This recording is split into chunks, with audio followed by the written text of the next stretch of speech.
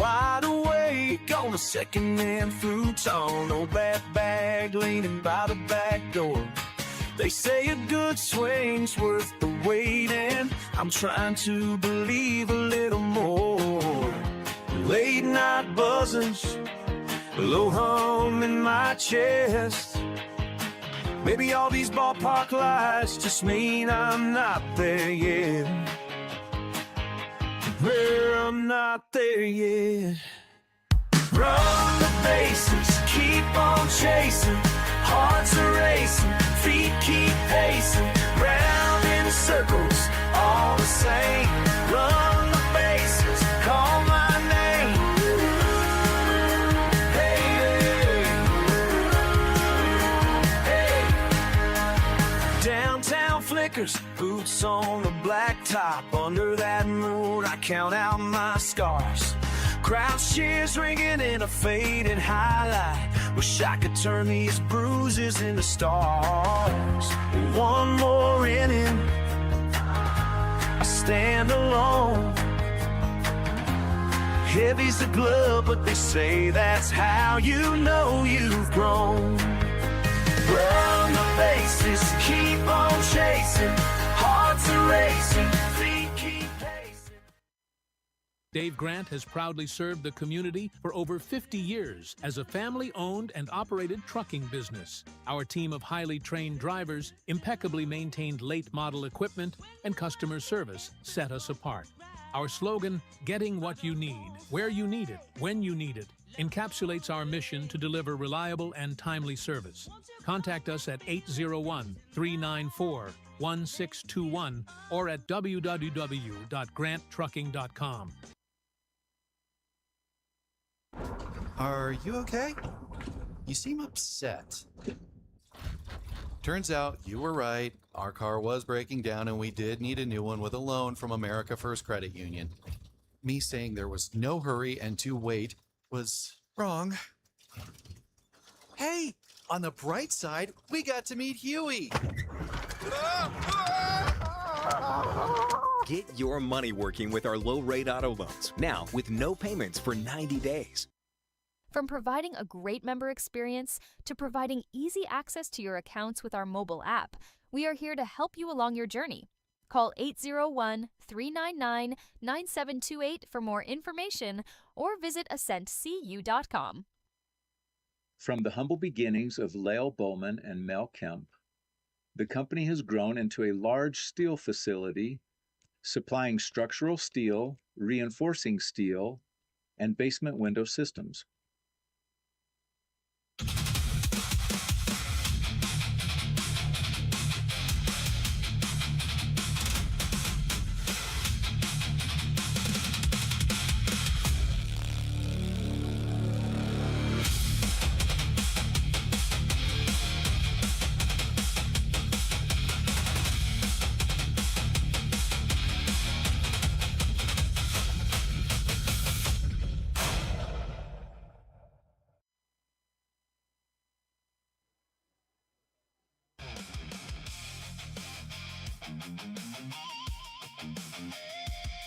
Live from Lindquist Field, it's Ogden Raptors baseball. As this afternoon's a rubber match of a 3-game series as the Raptors host the Great Falls Voyagers. Hi, everybody. Welcome to Raptors baseball. I'm Tyson Whiting, hanging out with Eric Kelleher as we're in the GCB Computers broadcast booth here at Lindquist Field. We've seen 2 crazy games here in this series. On Friday night, Great Falls got a 15-11 victory. Last night, well, it was even crazier than what we had on Friday night as the Raptors got an 18-17 victory.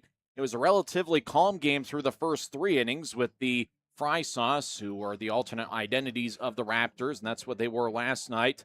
Raptors had a 3-1 lead after 3 innings, but then Great Falls scored 5 runs in the top of the 4th. Raptors responded with 5 runs in the bottom half of the 4th. In fact, the Raptors actually done one better. They had 6 runs in the bottom of the 4th. Both teams had 4 runs in the 5th inning. Great Falls had 4 runs in the top of the 6th inning, and then both teams just kept exchanging punches as Great Falls put up a 1 spot and a picket fence in the box score with 1 run in the 7th, 1 in the 8th, and 1 in the 9th. And for the Raptors, they had 2 runs in the 7th, 1 in the 8th, and with Great Falls scoring 1 in the top of the 9th, They had a 17-16 lead going into the bottom of the ninth inning. Raptors put up 2 runs, including the game-winning hit by pitch as Gio Ferraro was hit about shoulder high as the Raptors came away with an 18-17 victory. Some of the stars last night, you got to look at Carmine Lane, who went 5 for 6 with 2 RBIs. You also look at Sebastian Greco, who went 3 for 5 with a home run. Raptors as a team had 6 doubles, and they just extended their Pioneer League lead to 119 doubles on the season. Well, it's a rubber match of a 3-game series, and as the Atlanta Braves always talked about when they were winning division championships 14 years in a row, they always talked about winning series being the hallmark of why they were such a successful team, winning 2 out of 3. If it was a 4-game series, winning 3 out of 4, and as you can see here in the Pioneer League, when you have 6-game series frequently, winning 4 out of 6 or more. And so that's what the Raptors are trying to do, is they're trying to win a series here at Lindquist Field before hosting the Boise Hawks for a 4-game set here at Lindquist Field from Tuesday through Friday next week. Make sure to get your tickets at OgdenRaptors.com. And, you know, if you continue to consistently win series like that, at the end of the year, you're going to be right where you want to be in these standings. I'm hanging out with Eric Kelleher this afternoon, and Eric, certainly a big game in the standings for the Raptors, and based on what we saw in the first 2 games of this series, I imagine we'll see a few more fireworks this afternoon. Like you said, I think we will see punch for punch. You know, you got Voyagers winning the first game, Raptors coming out winning second game. They were just throwing punches, and last night having 6 lead changes, punch for punch. You nailed it. We're going to see it again today. And really, the Raptors, it was great responses. You know, Great Falls would score 5 runs in the top of the 4th, and the Raptors quickly responded with 6 runs in the bottom half. In the 5th inning, 4 runs for Great Falls in the top of the 5th, and the Raptors responded with 4 in the bottom of the 5th. It was just like a great boxing match. It was just 2 heavyweights just kind of slugging it out, and that made for an exciting brand of baseball. Bit of a skipper duel, if you will. Yep. It's going to be a lot of fun this afternoon as third-year manager Evan Parker is going to be dueling it out with Great Falls manager Sean Rapay. From the Ogden area, come on out and join us as it's Free Food Sunday. That's right, food is free in the concession stands, and we're going to have an exciting time as the weather looks like it's outstanding. It's going to be a beautiful afternoon for baseball. When we come back, we'll go over the league standings and go over the lineups for both teams. We're in business on a Sunday afternoon, and you're listening to the Ogden Raptors Baseball Network.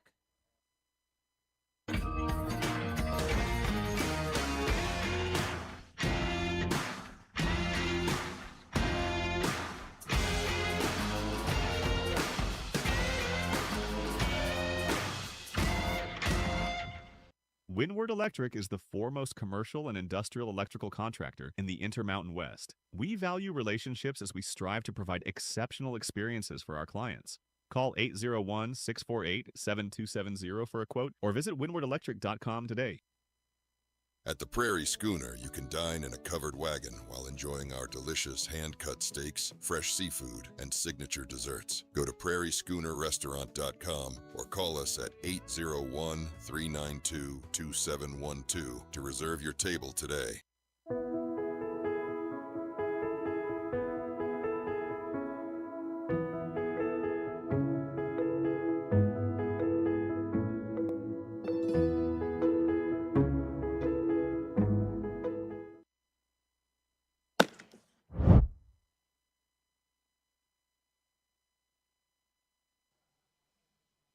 Welcome back to the Raptors Baseball Network. I'm Tyson Whiting, hanging out with Eric Kelleher. Let's quickly go over the Pioneer League standings, as really it's been Long Beach and Billings towards the top of the standings all year. Long Beach has won 3 in a row. Billings has also won 3 in a row, and they're at the top of the standings. Long Beach 28-7, Billings at 27-7.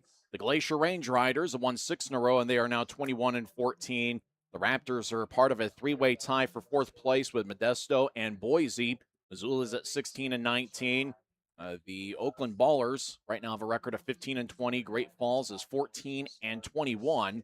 Yuba Sutter comes into play this afternoon with a record of 12-23. The Chuckers have won 2 in a row. They're 9-25. 2 straight victories with their new manager, Bob Malacki. And the Red Pocket Mobiles have lost 6 in a row, and they're bringing up the rear at 7-28.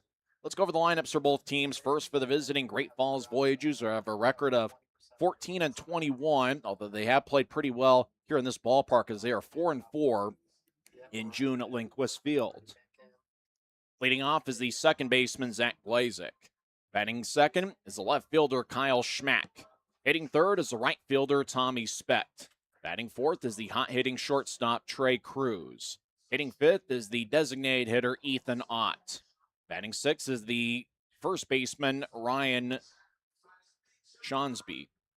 Hitting seventh is the third baseman Anthony Swenda. Hitting eighth is the catcher Blake Wilhoit. And batting ninth and playing center field Vincent Temesbury. On the mound is Zach Horwith. Once again, it's Blazek, Schmack, and Specht. That's the top three, followed up by a middle third of Cruz, Ott, and Shonsby, and a bottom third of Swenda, Wilhoit, and Temesbury. Now let's go over the lineup of the homestanding Ogden Raptors, who come in with a record of 20-15. Raptors are 7-4 over their last 11 games. They're led by third-year manager Evan Parker. Leading off is the shortstop Chase Valentine. Batting second and playing right field Garrett Bavacqua. Hitting third is the third baseman Carmine Lane. Batting fourth and playing left field Kyler Stancato. Hitting fifth is the center fielder Colson Lawrence. Batting sixth is the designated hitter Sebastian Greco. Hitting seventh is last night's hero Gio Ferraro. Batting eighth and playing second base Cole Jordan. And hitting ninth is the catcher Dylan Wilkinson.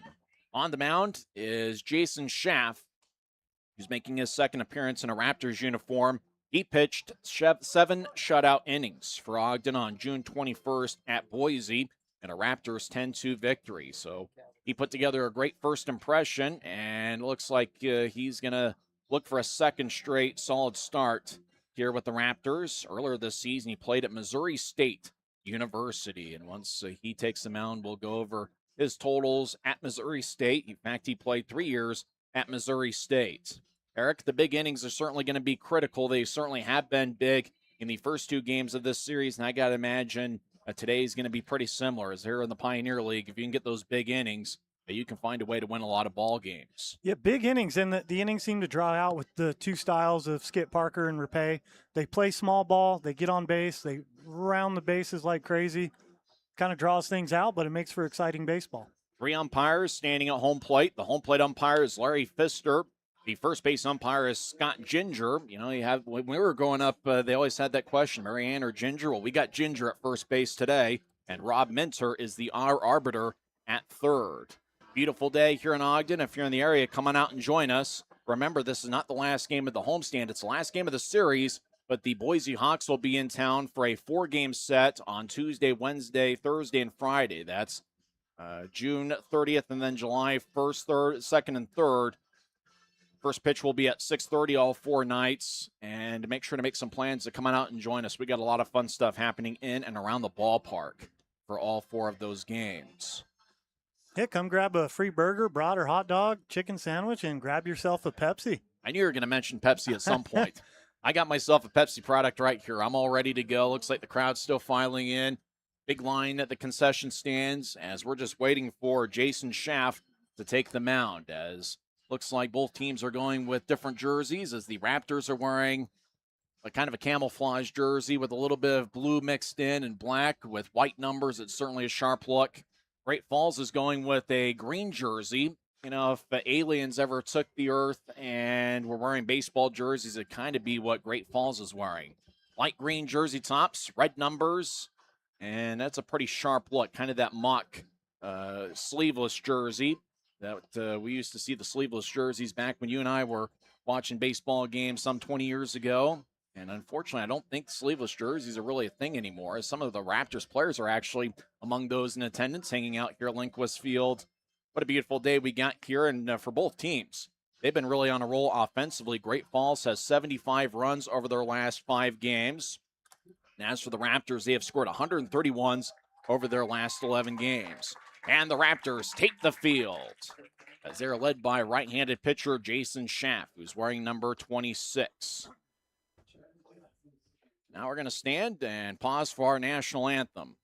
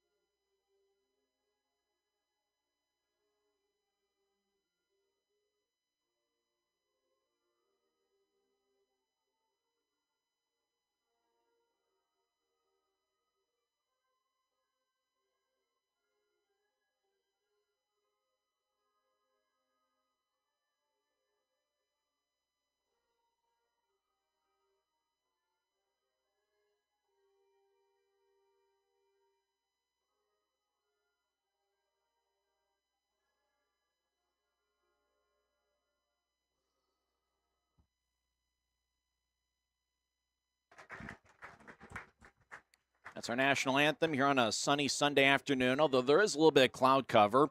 The temperature is perfect. It's actually in the mid-60s, which is certainly rare for June 28th. But it looks like a very comfortable day for baseball. Thanks for hanging out with us on the Raptors Baseball Network, not only on Home Team Network, but audio coverage on the Raptors YouTube channel. Let's go over the defensive alignment for the Raptors this afternoon. In left field is Kyler Stancato. Colson Lawrence is in center. Garrett Bavacqua is in right. At third base is Carmine Lane. The shortstop is Chase Valentine. Cole Jordan is at second, and Gio Ferraro is at first. A battery of Dylan Wilkinson catching, and on the mound is right-hander Jason Schaff, a native of Las Vegas. This is his second start in a Raptors uniform. On June 21st, he pitched 7 scoreless innings, allowing 5 hits. He walked 3 and struck out 7. And the Raptors got a 10-2 victory over the Boise Hawks. And Boise will be the Raptors' opponent for a 4-game set beginning on Tuesday night here at Lindquist Field. Schaff is 5'11", 195 pounds, 22 years old. He played at Missouri State for the past 3 years, including this year, where he worked 69 in the third innings, giving up 99 hits, 55 runs, 45 of them earned. He walked 21 and struck out 67. He had a 4-3 record with a 5.84 earned run average. So, Eric, he showed at the college level that he's got pretty good control, and that's certainly something the Raptors have been looking for. Well, we've seen Skip Parker brings in a few new pitchers. We've seen a couple cycle through early this season. I think they just need to adjust to how this bump feels and get in their own groove and throw strikes, beat batters. And you got to beat each batter, win that battle, and win the series. That's what it's all about. You got to win those battles, and always some interesting individual battles between the pitcher and hitter, and today is going to be no different. For Great Falls, the top 3 in the order are Zach Blazek, Kyle Schmack, and Tommy Specht. Schapp making his last warm-up toss as Wilkinson fires it to second base. The field is ready, the beverages are cold, and the hot dogs are warm. So let's play some baseball on this sunny Sunday afternoon here at Lindquist Field. Might be a perfect day for a light jacket. And, hey, what can you say? You can't beat a day at the old ballpark. The leadoff hitter is Zach Blazek, the Park City native. Played his college baseball at Salt Lake Community College as well as Montana State. Blazek, left-handed hitter, wiggles the bat back and forth. Socks high up towards the knees. First pitch from Jason Schaff is a called strike, and we're underway. That was 88 miles an hour. First pitch is 102. Temperature is about 65 degrees. As Schaff kicks and delivers. Next pitch, breaking ball misses outside. And the count is 1-1 to Zach Blazek, who's hitting .364 with 4 homers and 23 RBIs. Blazek's got a pretty good eye at the plate, 21 walks, and he's only struck out 11 times, so he's a good contact hitter. Next pitch, that one misses outside, and the count goes to 2-1. Outfield straightaway and somewhat deep. Both the left fielder and right fielder are given some of the line. Schaff gets a sign, kicks and fires. Next pitch, that's a called strike at 88 miles an hour. Blazek, he disagrees, but doesn't use a red pocket mobile strike zone challenge. Schaff gets the old school sign from Wilkinson. Great Falls will go with the pitch comm system. The 2-2. That one misses low, and the count goes full. Schaff was 11-9. That was his win-loss record in 3 years at Missouri State. As his pro debut was a massive success on June 21st. The payoff pitch, and that's a line drive to right center field, and it's down for a base hit as it rolls all the way to Raptors Ridge. Blazek rounds first, heads for second. He's going to hold on to his helmet, and he'll have a stand-up double, and that's the way this one starts here at Lindquist Field. Boy, both teams have been dynamic with the doubles. That is the 11th double for the Voyagers in this 3-game series, and that is the 97th double as a club. And obviously the Raptors lead the league with 119 doubles on the season. Starting off hot already, Tyson. So I'll bring up Kyle Schmack. He is hitting .309 with 6 homers, 34 RBIs. Schmack, pretty good size, right-handed hitter. Kind of a normal-looking stance. Schaff looks at the runner at second and fires, and that's a breaking ball that misses inside for ball 1. Both teams have been outstanding offensively in this series, and they're 2 of the best offensive clubs in the Pioneer League. Schaff gets a sign from Wilkinson. Last night it was Carmine Lane behind the plate. The 1-0. That's a bouncing ball towards third. Lane up with it. He fires to first. And the lollipop throw gets Schmack out by a step and a half. So 5-3 if you're scoring at home. Staying at second base is Blazek with one out. And now Tommy Speck's at the plate. Speck hitting .309, 4 homers, 31 RBIs. I always love watching Speck at the plate with that wide open stance. Yeah, it's interesting. Every player has their own stance and routine in the box. Speck, pretty good size. Former Rangers draft pick. Schaff looks at the runner, Blazek. Now he delivers to the plate. That one misses low for ball one. If you've ever played adult softball, you see a lot of guys take that stance when they're trying to go opposite field. Do you think Forward that might leg be what kicked Speck's going back. to try to do? Or it's something like a golfer. You play your slice. Maybe he's playing his slice. The 1-0, swing and a miss. There's another off-speed pitch from Schaff. It's interesting that Schaff's looking like he's going with a lot of the off-speed stuff, that curveball that's in the high 70s. Might be what's working for him. Like when we had Myles Garrett, his off-speed was not working. He just had to throw heat. And he had pretty good heat, about 94, 95 miles an hour. Runner at second, one out. We're just getting underway, so grab some chips and dip in a beverage of your choice and enjoy part of Sunday with us as Speck flies to center field, charging as Lawrence, and he makes the catch. Just about waist high for the second out. Speck just didn't get all of that one as he got jammed a little bit. That was just 80 miles an hour off the bat. So now there's two outs, and that will bring up Trey Cruz, the hot-hitting shortstop. Cruz hitting .355 with 7 homers, 29 RBIs. Well, he's done a number against the Raptors here in the month of June. Trey Cruz is trouble. Yeah, he is. Open stance, left-handed hitter. Pretty good size for a shortstop. He goes 6'3", 200 pounds. Out of New York, New York. Might be a Knicks fan. They won a championship a few weeks ago. First pitch, that one misses low for ball one.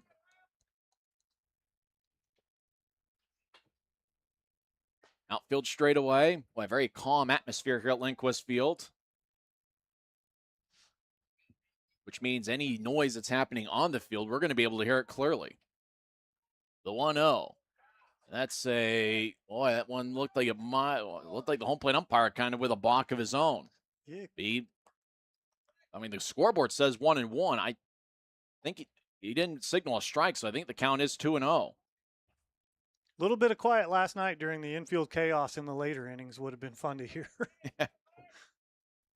Schaff steps up off the mound and gets some dirt off his cleats. Boy, Schaff, what can you say about his first start? And he's a guy, as we had mentioned, he's the type of pitcher that the Raptors organization is looking for, in that he throws lots of strikes. Schaff delivers. That next pitch, that one misses outside. The count goes to 3-0. Not the widest strike zone so far from home plate umpire Larry Pfister. Boy, a plane going over by kind of reminds me of Old Shea Stadium when you'd hear airplanes at least twice an inning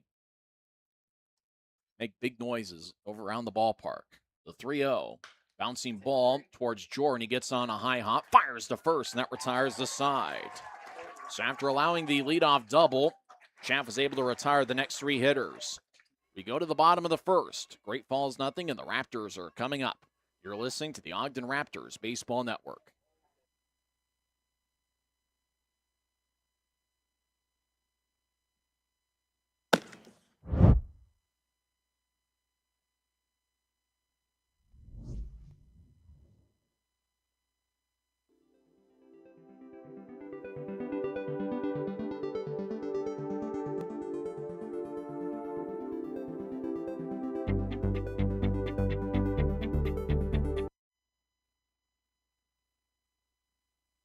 GCB Computers. Refurbished, reliable, and ready to go. The computer you need at the price you can afford.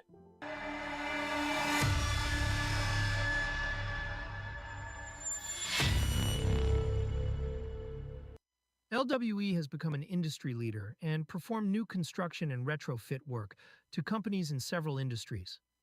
LWE is located in northern Utah and has performed work throughout the western United States. We can be reached at 801-621-3220.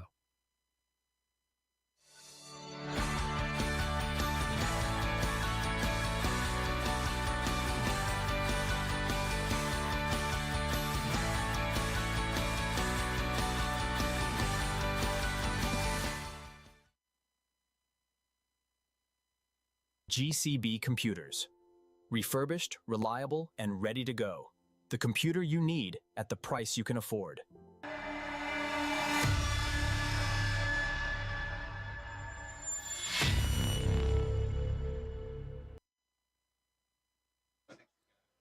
Now we head into the bottom of the first. No scores. Chase Valentine, Garrett Bavacqua, and Carmine Lane are the first three to face Zach Horwath.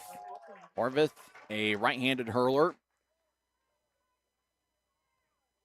This is his third start of the season. He's got a 0-1 record. He's worked 5 innings, allowing 12 hits and 12 runs. First pitch to Valentine's, a tap foul toward the third base coach's box for strike 1. Horwath, 4 walks, 2 strikeouts, and the Pioneer League is batting .480 in a small sample size. Skip Parker getting his reps in early. Just picked up that foul grounder for us. Getting his steps in quickly. The 0-1. That's a called strike.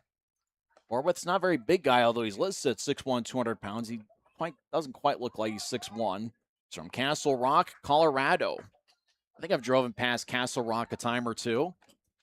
Beautiful part of the country. The 0-2 is yanked just a bit outside.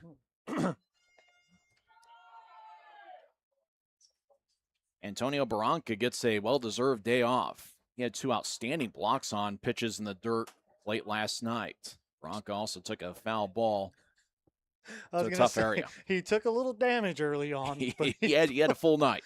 Next pitch to Valentine misses out inside. The count goes 2-2. Poor guy. You hate to see that with anybody. After Valentine does something, we'll go over the defensive alignment for Great Falls as fans are still filing in here. What a beautiful day for baseball. The 2-2. Bouncing ball through for a base hit. The Tony Gwynn special between the shortstop and the third baseman. So Valentine, who's hitting .354 on the years on base. I'll bring up Garrett Bavacqua. Let's go over the defensive alignment for Great Falls. In left field is Kyle Schmack. In center field is Vincent Temesbury. The right fielder is Tommy Specht. At third base is Anthony Swenda. The shortstop is Trey Cruz. Zach Blazek's at second base. And Ryan Shonsby is at first. A battery of Brady Wilhoit catching, and on the mound is Zach Horwath. Bavacqua was hitting .410 on the year with 12 RBIs and 8 doubles. And first pitch is fouled back to the screen. Bavacqua last night walked 3 times and went 2 for 4. So he's been one of the Raptors' most dependable hitters this year. From the San Diego area. His father, Kurt Bavacqua, is a longtime major leaguer with the Padres. Pickoff throw to first. Valentine is a dead duck. He is out at first. But the Valentine was leaning a little bit when the quick pickoff move by Horwath got him. That's got to be frustrating for Valentine, especially with the night he had last night. Was he 1 for 5? Couple walks, and tonight he gets on base with a clean base hit and gets picked off. Well, both teams have been ultra aggressive on the base pass. The Raptors stole 9 bases in the first 2 games of the series. Bavacqua bounced it to first. Up with it is Shonsby, and he'll take it to the bag himself, and he'll win the foot race by a step. And now there's 2 outs. Bavacqua, line drive hitter. Looked like he got good wood on it. Just bounced it to the first baseman, Shonsby. So with both teams being as aggressive on the base pass as they have been in this series, you know that the pitchers are going to be cognizant of the base runners. That could be Rapé's rebuttal to the duel. He's going to pick people off. He's going to try and cut off that lead runner and not give up extra bases. Carmine Lane, the batter, right-handed hitter, and he takes a strike. Well, it's good to see Lane in the lineup. Remember, he had that single to tie the game in last night's contest in the 9th inning. Then he slid awkwardly at third base, and we were worried whether he got hurt. Dylan Wilkinson pinch ran for him, but Lane's in the lineup this afternoon. Next pitch is yanked outside. The count's even up at 1-1. And give credit to the Raptors training squad, keeping Lane healthy and getting him the care he needs. It did. He was limping off the field. Lane's got a pretty good eye at the plate. He's walked 26 times. He's only struck out 17 as Eric Kelleher gets a swig of Pepsi. Next pitch, swing and a miss. Nice off-speed offering from Zach Horwath. 2 outs, nobody on. Valentine single, but then was picked off. And Garrett Bavacqua bounced out to the first baseman. Raptors as a club are hitting .356 on the year. They've got a team slugging percentage of .593. Two teams are very similar offensively, not necessarily huge power clubs, but they certainly put together one good at bat after another. The kick and the pitch, and that one's outside. Counts 2-2. Deuces are wild here at Lindquist Field to Carmine Lane. Top of the second inning, we'll talk with Raptors manager Evan Parker. We'll ask him about the importance of winning series on a consistent basis, which was kind of the formula of the Atlanta Braves in their division championship runs. They always talked about the importance of winning series, and the Raptors have a chance to do that this afternoon. The 2-2, that one's in the dirt, blocked by Will Hoyt. The count goes full. Both clubs have put together some good power in this series. Great Falls has homered 5 times. Raptors have homered twice. It's been a doubles fest here at Lindquist Field, which is a nice hitter's ballpark. Slow wind up in the delivery, and that's outside for ball 4. Will Hoyt thought about challenging, but accepts the fade as Lane gets his 27th walk of the year. So that brings up Kyler Stancato, and how about this for a stat line? He is 37 for 72 on the year. That's right, he's hitting .514, 6 doubles, 2 homers, and 20 RBIs. That's very impressive. 708 slugging percentage, pretty good size, and I wouldn't be surprised if we see him on the mound a little bit more this season, as he is a left-handed pitcher as well. First pitch of Stancato, line drive, base hit right field. Lane rounds second. He's chugging to third. The throw, Speck's got an outstanding arm, but it's cut off. As the Raptors with the early 2000 Angel special as they go first to third, and they've got something cooking here in the bottom of the first. Beautiful line drive for Stancato. I wouldn't be surprised if he gets a call up. Yeah, at some point, based on how well he is, and he's just an impressive-looking athlete. His size and hitting, and that guy can move. He's got some wheels. That brings up Colson Lawrence, who's hitting .413 with 16 doubles, 11 homers, and 44 RBIs. Why, when you see these stat lines, you think we're playing slow-pitch softball. Lawrence, right-handed hitter with a lot of power as the ball jumps off his bat, and he's in an RBI spot. First pitch, line drive left field, and it gets down for a base hit. Lane scores, holding up at second to Stancato. It's an RBI single for Colson Lawrence, and the Raptors draw first blood this afternoon. Little two-out magic for the Raptors as Colson Lawrence got it off the end of the bat and was able to serve it right in front of Kyle Schmack, the left fielder. Bit of the tell of the tapes from last night. They would wake up when there's 2 outs in the inning, have a nice rally, get ahead, lose it again, to top of the next. What do you know? A rally starts with a walk. Lane walked, and then he was followed up by back-to-back singles. Sebastian Greco had a 433-foot home run last night. He's at the plate. First pitch to Greco is outside for ball 1, and on the pitch, Horwath falls on his keister. Boy, Horwath checking the dirt a little bit, followed through and ended up landing on his backside. Yeah. His uniform's dirtier than some of the Raptors so far. Horvath gets the sign as the Voyagers are going with the PitchCom system. The 1-0. That one is, well, it looks like it's a ball, but the Voyagers are going to challenge. The pitch is overturned to a strike. As Great Falls with a successful Red Pocket Mobile strike zone challenge. So Horvath gets the sign. It's his 3rd game in a Voyagers uniform. Check Stancato at second.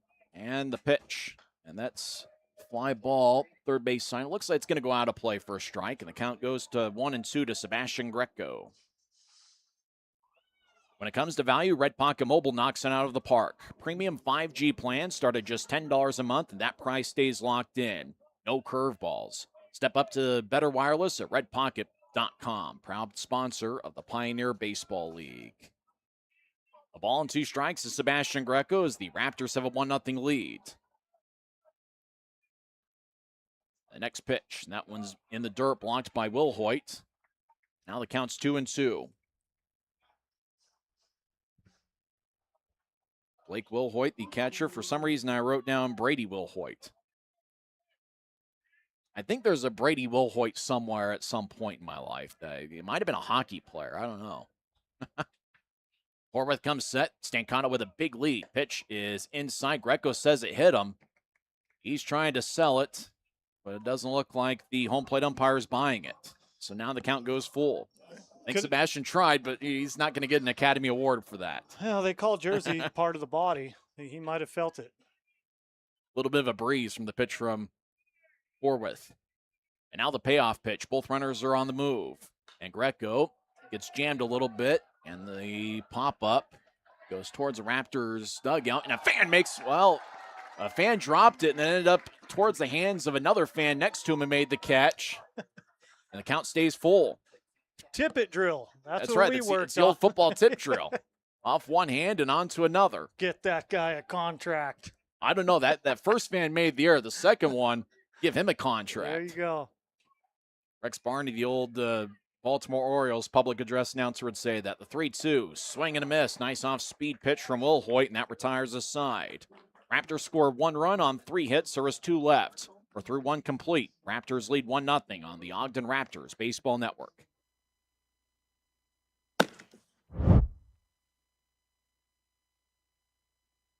GCB Computers. Refurbished, reliable, and ready to go. The computer you need at the price you can afford.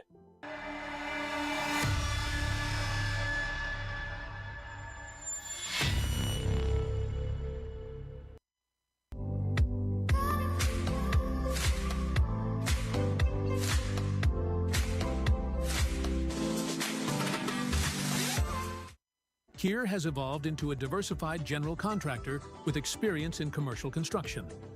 Hundreds of projects throughout the Intermountain West attest to Kier's wide range of expertise in design and build. Kier Construction invites you to experience the difference. Call us at 801-627-1414. Do you thrive on a challenge? Does crafting complex parts ignite your passion? Peterson Inc. isn't your average manufacturer. We're world-class, pushing the boundaries of what's possible. We're looking for skilled welders and machinists to join our team. People who take pride in precision. If you're wanting to contribute to groundbreaking innovations, Peterson Inc. is your place. Visit petersoninc.com and join the team that builds the future.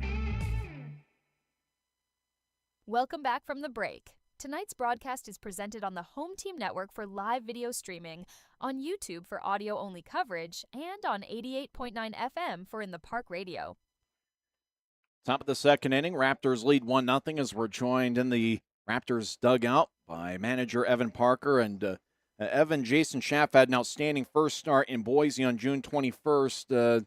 He was a guy in college that had pretty good control. What have you seen from him so far? Talk about a lot as mound presence. You can kind of just see that he's in control of what he's doing. He has a game plan. Obviously, him and I talk about that. Wilkinson being involved, catching him. So, we just talk about what he wants to do, and he's got a good mix of pitches. We want to incorporate that as much as possible and just continue to go after guys. Hey, back in the zone here. Let's go. 2 balls, go ahead. 2 balls, no strikes to Ethan Ott. One of the things, that Bobby Cox, the old Braves manager, always talked about was winning series, winning 2 out of 3, 3 out of 4. How important is that to kind of building a strong win-loss record, is winning those series? And obviously today a chance to win a series, taking 2 out of 3. Sure. Yeah. I've heard a saying before. It's like, if you win every series at home and then you play 500 on the road, you'll be in the playoffs. But it's, we're a good road team too. So it's like, we really feel like we have a shot to win every single series. And that's just the laws of averages of baseball. I mean, you're not going to win every game. Just is what it is. And, for us to go on the streak that we went on, or, we're still on our streak. What are we right now? 16-21 or, you know what I mean? I try to take it a day at a time, but, we've been playing pretty good over this last little stretch here. And so big time by Schaff coming back right there and striking that guy out. So, yeah, you know what? I like our chances. I'll put it that way. Last question, obviously a chance to win the series here. And, next week Boise comes to town. Just one of those where, just kind of keep building on what's kind of been the big things you've seen from your club over the last couple days? Well, the cohesiveness, as the pitching coach, I really don't want to see the score that I saw last night. But you know what? At the same time, it's like, what am I supposed to say? Our guys battled literally, I always say it, 27 outs. 27 out. So the cohesiveness of our club to be able to play a complete game, stay together, guys on the bench ready, guys in the bullpen are ready, you know, and we're just going to keep it rolling. I really like where we are. I like where our team chemistry is. We have a good feel about everything as Schaff gets a second out there. And yeah, just going to try to keep it rolling. Evan Parker, thanks for joining us, and good luck the rest of the way. Hey, thank you very much for having me. That is Evan Parker, the Raptors manager. The first two pitches to Ethan Ott were balls, and then he got 3 straight strikes and got Ott down looking. And then Ryan Shonsby popped out to the shortstop Chase Valentine. So there's 2 up and 2 down here in the top of the second, and that brings up Anthony Swenda. First pitch of Swenda misses inside. He went 2 for 4. He had a 3-run homer last night and had 4 RBIs. He also walked once. Tyson Whitinghair with Eric Kelleher's. We're in the GCB Computers broadcast booth at Lindquist Field. Jason Schaff, a guy who's got a tradition of throwing strikes. His next pitch, that's a fastball for a called strike. That was at 84 miles an hour. Schaff will mix up speeds quite a bit. And he kind of goes with that Ray Miller philosophy of pitching. Change speeds, work fast, and throw strikes. The kick and the pitch. That's a pop-up. Not very deep. It's in shallow right field. Bavacqua battles the sun. Settles under it and makes the catch near the right field foul line in fair territory. 3 up, 3 down go the Voyagers in the top of the second. We head to the bottom half. Raptors lead 1-0 on the Ogden Raptors Baseball Network. Do you thrive on a challenge? Does crafting complex parts ignite your passion? Peterson Inc. isn't your average manufacturer. We're world-class, pushing the boundaries of what's possible. We're looking for skilled welders and machinists to join our team. People who take pride in precision. If you're wanting to contribute to groundbreaking innovations, Peterson Inc. is your place. Visit petersoninc.com and join the team that builds the future.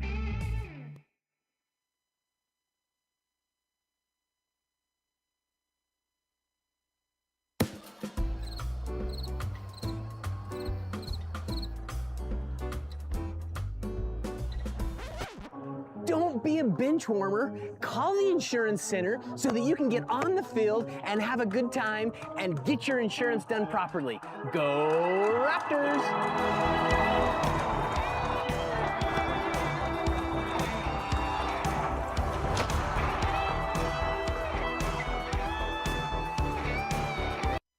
Raptor fans, Tara Carney, your local Allstate insurance agent, wants you to know you are always in good hands with Allstate. They can help with all your insurance needs, from protecting your auto and property to your family's future with life and financial services and everything in between. Give Tara a call at 801-606-4547 or email her at tara@allstate.com for a free quote. You can even stop by her office on the corner of 20th and Washington. And remember, you're always in good hands with Allstate. This is Hannah with the Ogden Raptors. Any rebroadcast, reproduction, or other use of the pictures, videos, and accounts of this game is prohibited without the express written consent of the Pioneer Baseball League. Copyright 2024. Head to the bottom of the second. Raptors lead 1-0. 7, 8, 9 hitters do up. Gio Ferraro followed up by Cole Jordan and Dylan Wilkinson. Zach Horwath is on the mound for Great Falls. He kicks and deals, and the first pitch is a called strike at 90 miles an hour. Ferraro, last night's hero, he was hit by a pitch to give the Raptors an 18-17 victory. He's hitting .379 with 9 homers and 40 RBIs. And the next pitch, that one misses high, counts 1-1. Ferraro played at the University of Marshall. Last year, he was in the independent league, so he's a second-year pro. Right-handed hitter, wiggles the bat back and forth. Slightly open stance. The 1-1 is a fly ball to right field in front of the warning track. Speck settles under it and makes the catch for the first out. We'll have to give Gio the Oscar for getting hit last night. Well, he did get drilled in the head, but when he realized he was okay right after that shock factor, ran to first base. Turned around he wanted to let everybody know he was all right because they wanted to start celebrating because, you know, the Raptors had won the game, but there wasn't much celebrating because they wanted to make sure he was okay. We'll get Greco to get some lessons from him for getting hit by That's right. Greco needs to learn a thing or two from Ferraro. Or maybe Tyler Gannis. He's from Los Angeles. He's probably taken some acting classes before. First pitch to Cole Jordan is outside for ball 1.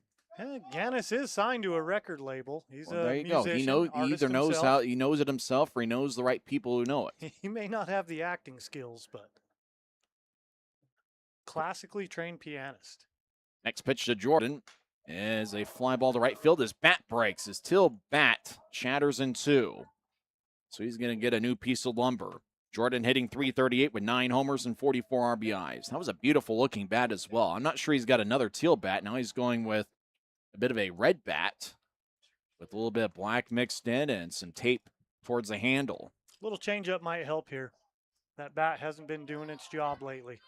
Jordan went 1 for 6 last night with 2 RBIs. Had been hitting second for a lot of the time, but now he's hitting 8th. Next pitch is served towards right center field. It's going to be shallow. Bermuda triangle. Blazek chases after it, but can't get it. As it falls in for a single is Cole Jordan, who had 1 hit last night, gets the Raptors' 4th hit of the afternoon. Just one of those, couldn't serve it in a better spot. Blazek raced after it, but just couldn't get it in time. So that brings up Dylan Wilkinson, who scored the game-winning run last night as he pinch ran for Carmine Lane. Wilkinson hitting .313 with 2 homers, 13 RBIs. Left-handed hitter with a wide stance. It's kind of a normal stance. It's not wide open, but just kind of wide in how he's standing. As he stares down Will Hoyt, first pitch is a bouncing ball towards third, and it gets through for a base hit. As it couldn't be cut off by Swenda. And so that's the 5th hit for the Raptors in their first trip around the order. Yeah, I love Wilkinson's presence in the box, and he is a great plate crowder. Trying to say that fast. Well, he crowds a plate. You know, he forces you to get it in there. Very patient in the box, though. Good batter. So that brings us back to the top of the order for Chase Valentine, who singled and eventually was picked off. Last night, Valentine went 1 for 6 with 2 runs scored. Consistent threat at the plate, leads the Pioneer League with 22 doubles. Slightly open stance right-handed hitter. First pitch of Valentine is sliced foul near the Raptors bullpen. Valentine's got a pretty good bat. Quick bat, good athlete. Ball just jumps off his bat. He's hit a home run 480 feet this season. He's hit another one 440 feet. He's a guy that has got a ton of potential and a ton of talent. Played in the Padres organization the last 4 years. Both runners take off. The throw is down low. Throw goes to second and goes wide into center field. Chugging around third and scoring is Jordan. Heading to third is Wilkinson. It's a double steal with an error mixed in, and the Raptors take a 2-0 lead. Well, you talked about the chess match between Evan Parker and Sean Rapay. There it goes with a double steal. Throw went to second base, and at one hop, the second baseman, Blazek, who couldn't handle it, or he couldn't corral it. He couldn't scoop it, and ball ended up in center field, and Wilkinson was able to take an extra base. So a double steal, now a base hit to right center field. Scoring easily is Wilkinson. Valentine chugs around first, heads for second. Up with it is Temesbury. He fires it into the infield. It's an RBI double for Chase Valentine, and the Raptors extend the lead. It's now a 4-0 game.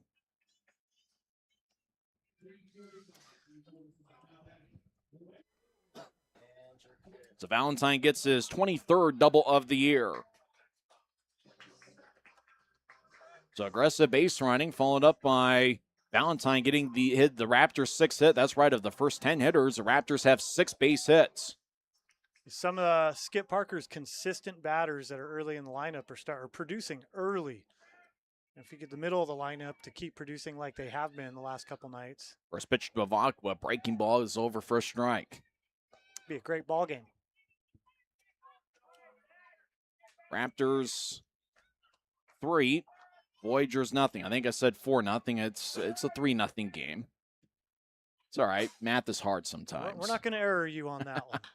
I'll err myself. Bavakwa flies it towards shallow left center field. Cruz charges. He can't find it. The center fielder, Temesbury, comes up with it. Valentine slides back at second base. I don't know if Cruz was looking for a decoy, knowing that Temesbury had it. As they tried to it almost looked like Cruz was pretending that he couldn't get it. Temesbury kind of trying to decoy Valentine as well, but Valentine didn't scoot away from second base too much to get doubled off. Looked like it was going to be a replay of last night where Cruz backed off last second, couldn't find the ball. No outfielder was there to back him up, and it dropped in for a base hit. But this time, Temesbury got a good jump on it and was able to make the catch. Carmine Lane walked and scored in the first inning. First pitch to Lane. That misses high for ball 1. 3-0 Raptors, bottom of the second inning.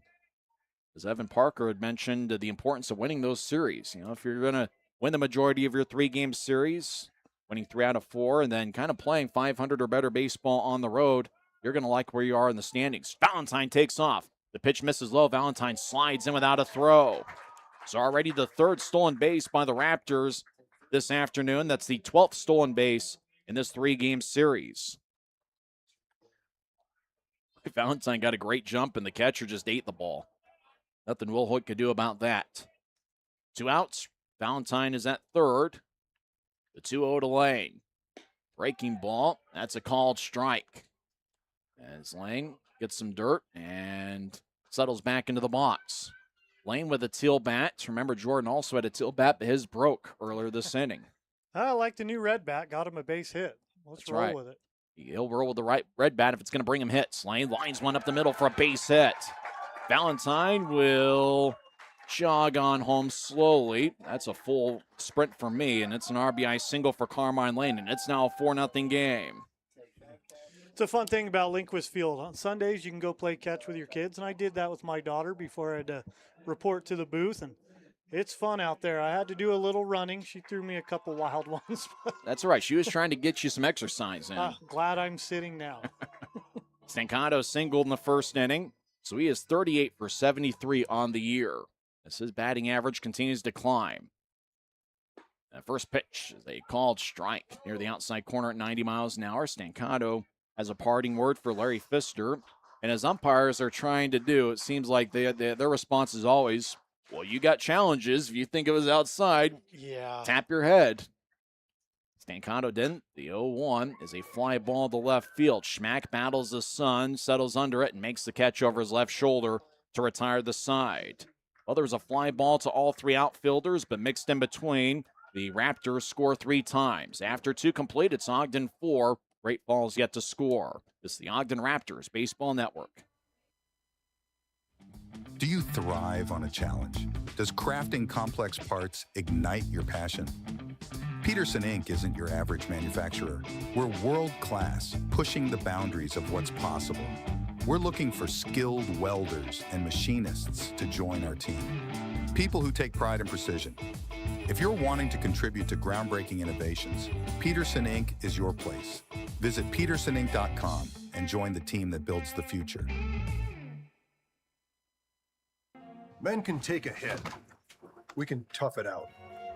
We're told to suck it up a lot more than we're asked to talk it out. But the truth is, the only way to tackle what's up here is to simply say what we're feeling. With friends, family, or the Utah Crisis Hotline. Put this number in your contacts right now. And if you're ever wondering if you have someone to talk to, you do. 24/7. We are big enough to where we have established processes and procedures to protect you, but we're small enough to where there's still an owner involved in the day-to-day operations to ensure that we don't lose that personal touch. We'd love to tell you more about us, and feel free to reach out to us. You can reach our team at 801-728-0454.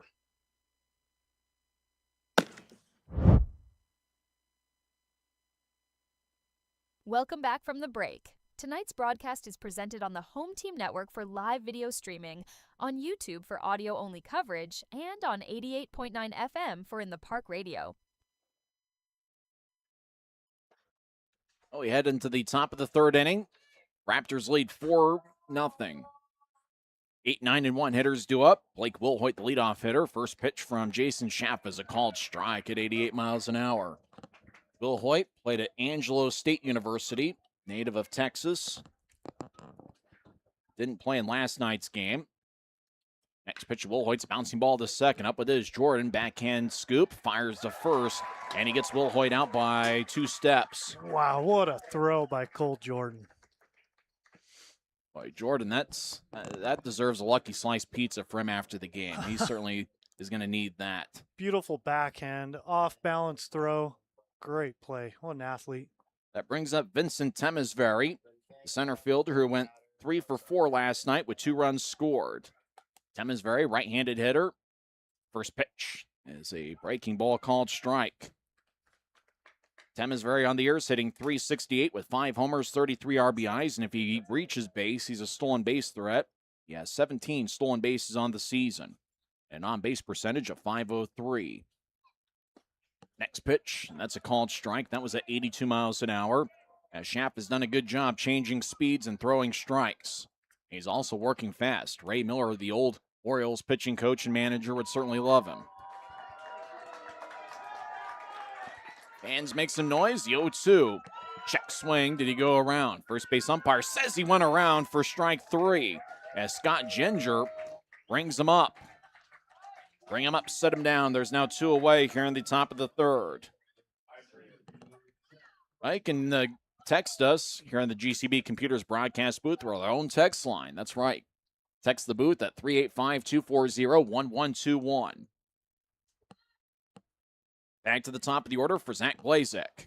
Through the first trip of the order, Blazek had the only hit for the Voyagers, and it was a leadoff double in the first inning. First pitch is a called strike at 89 miles an hour. Yeah, Raptors defense did a good job keeping Blazek pinched on second. Fans take up a Let's Go Raptors chant as Schaff has thrown 9 shutout innings in a Raptors uniform. His next pitch misses outside.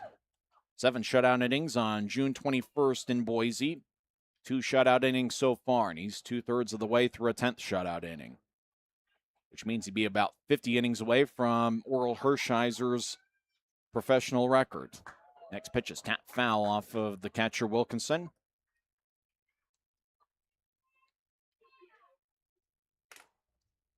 Busy day in the Pioneer League. There's games all around. In fact, it looks like there's 2 games in progress. Schaff looking for the strikeout. 1 ball, 2 strikes, 2 outs. And the pitch is a swing and a miss. And for Schaff, that's his 3rd strikeout of the afternoon. We're through 2.5. And the Raptors lead 4-0 as Schaff gets his 2nd straight 3-up, 3-down inning. You're listening to the Ogden Raptors Baseball Network.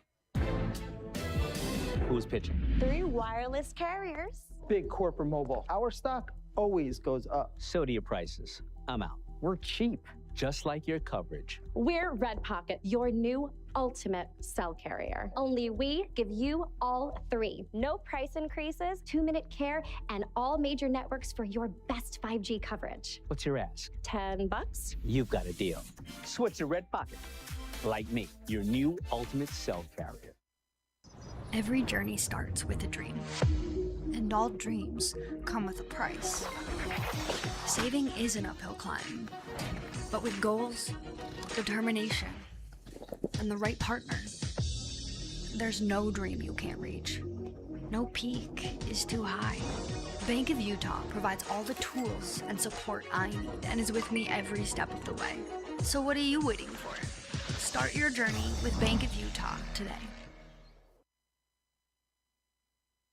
GCB Computers. Refurbished, reliable, and ready to go. The computer you need at the price you can afford.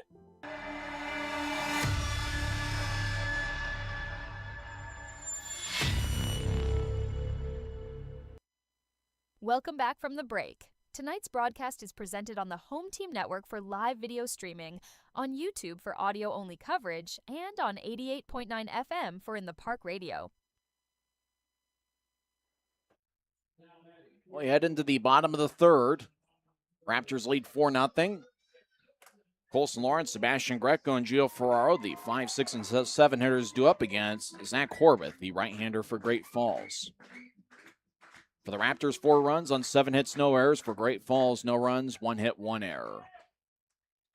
Back to Jason Schaff has retired 9 straight. First ball, bouncing ball to third. Up with it, Swenda on a waist-high hop. Fires to first, close play. Lawrence is out by a step. Good scoop by the first baseman, Shawnsby, as Swenda's throw was a little bit short of the bag. Got me a little excited. I thought maybe there'd be a bad bounce there, but a great play by Shawnsby to get that scoop. It's kind of a professional scoop, like he's done it a million times. That brings up Sebastian Greco, who was a strikeout victim in the first inning.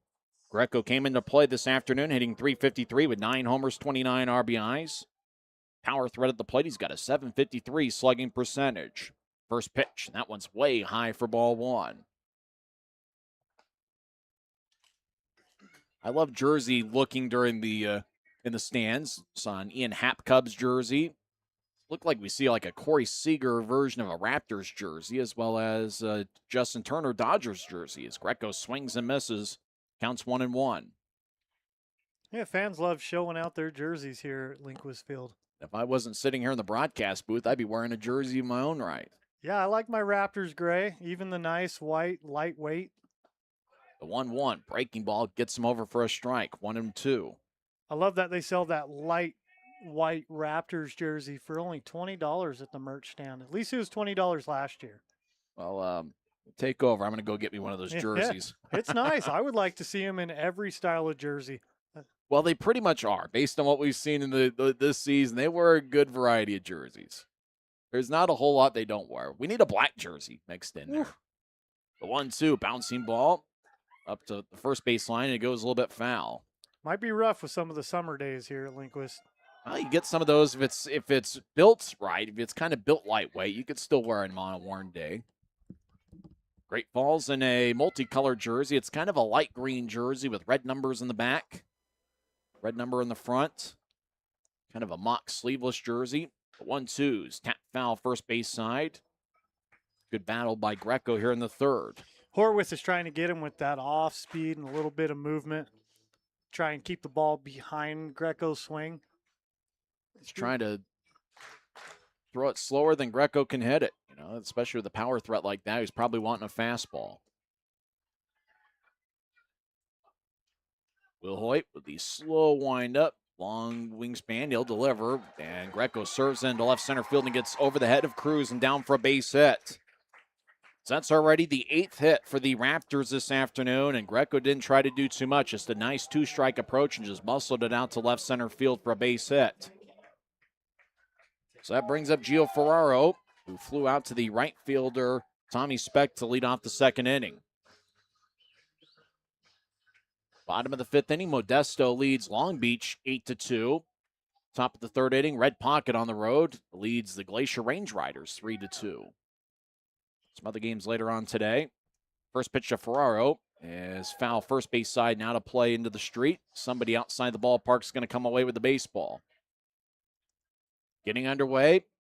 In a few minutes from now, Boise is at Idaho Falls. Billings is at Missoula.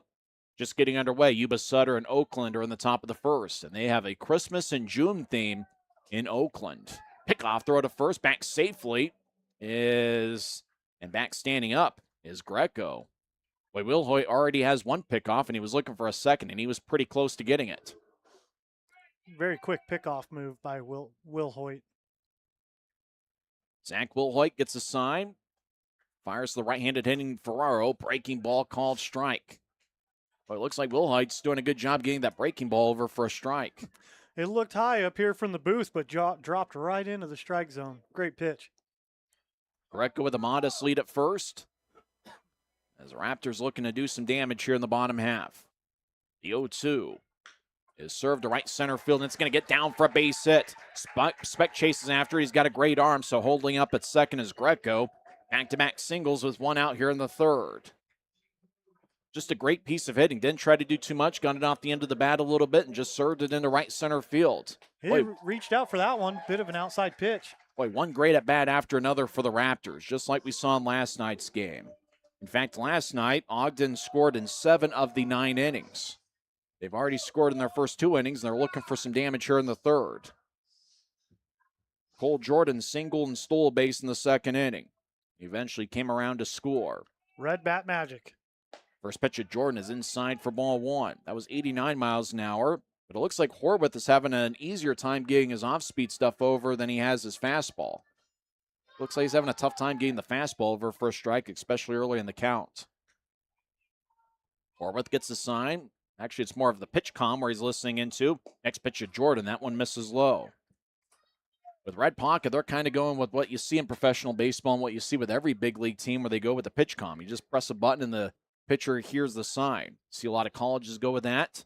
Interestingly enough, the Raptors don't go with that. They kind of go with the old school finger signs. Fingers and taps. The 2-0 to Jordan. Breaking ball, that's over for a strike, just as we said.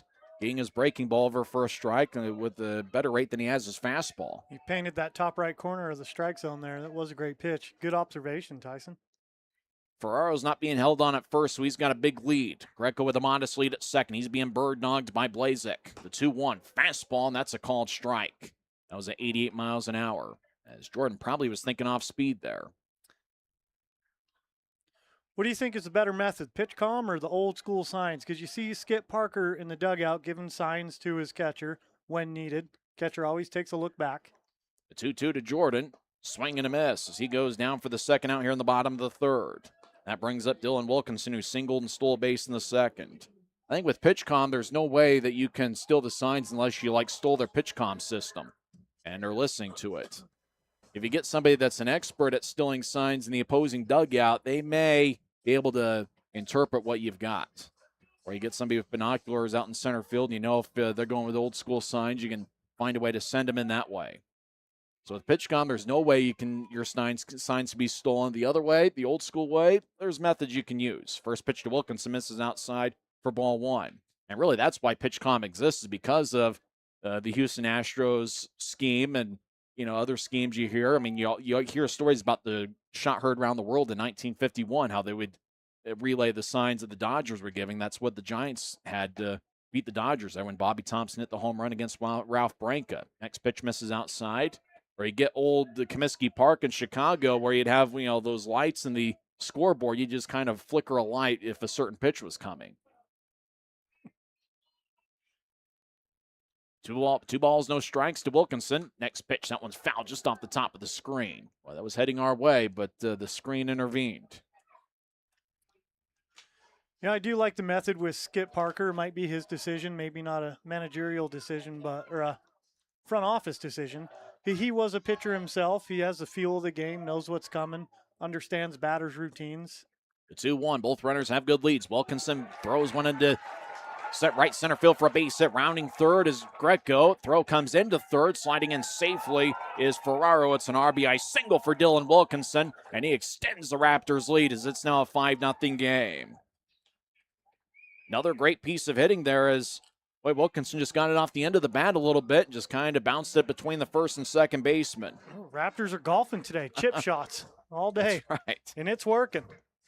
One chip shot after another with a few 7-irons. And they haven't gotten the driver out yet, but they've certainly been able to maneuver their way around the batting order twice with just a beautiful array of hits. Arden, if you're listening, I hope you like our golf references. We hope you're having fun, too. First pitch to Valentine. That one misses high. We'll have Arden back with us, I believe, on Friday for that July 3rd game, which will be the last of the 4-game series against the Boise Hawks. So there's runners at the corners with 2 outs. Raptors lead 5-0 as they have scored in every inning so far. Next pitch. That one is foul, and that goes over the netting and out of play. Somebody outside the ballpark is going to get a souvenir. And the backswing looks like it got Will Hoyt. Have you ever played the Linquist Bingo? No, I don't think I have. Linquist Field Bingo. They have bingo cards. Every Raptors base hit, call out a bingo number. You win a prize. You know what? I think I'd be pretty good at that. I've actually had a lot of success in bingo at a place called Cactus Bar in Boise. Oh. Every time I go there, I win bingo at least twice. Everybody hates me there because I'm a big winner there. I'm a high roller. I'm a high roller in the bingo game every Thursday night. I like to hear your bingo yell from the first home run we get today. Valentine takes one outside. Well, I was hoping he'd hit one right there so we can utilize that. Outside, if it's 3 innings later and you get people that tune in the 5th inning, they're like, bingo, what the heck's that about? You're right. Maybe we need to do it in the inning that it's mentioned. The 2-1 to Valentine. Fly ball left field. That is high. It is deep. Bingo, baby! It's 8-0 Raptors!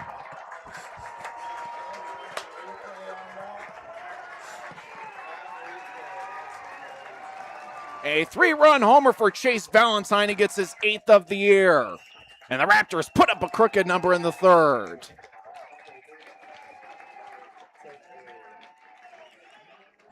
That was amazing.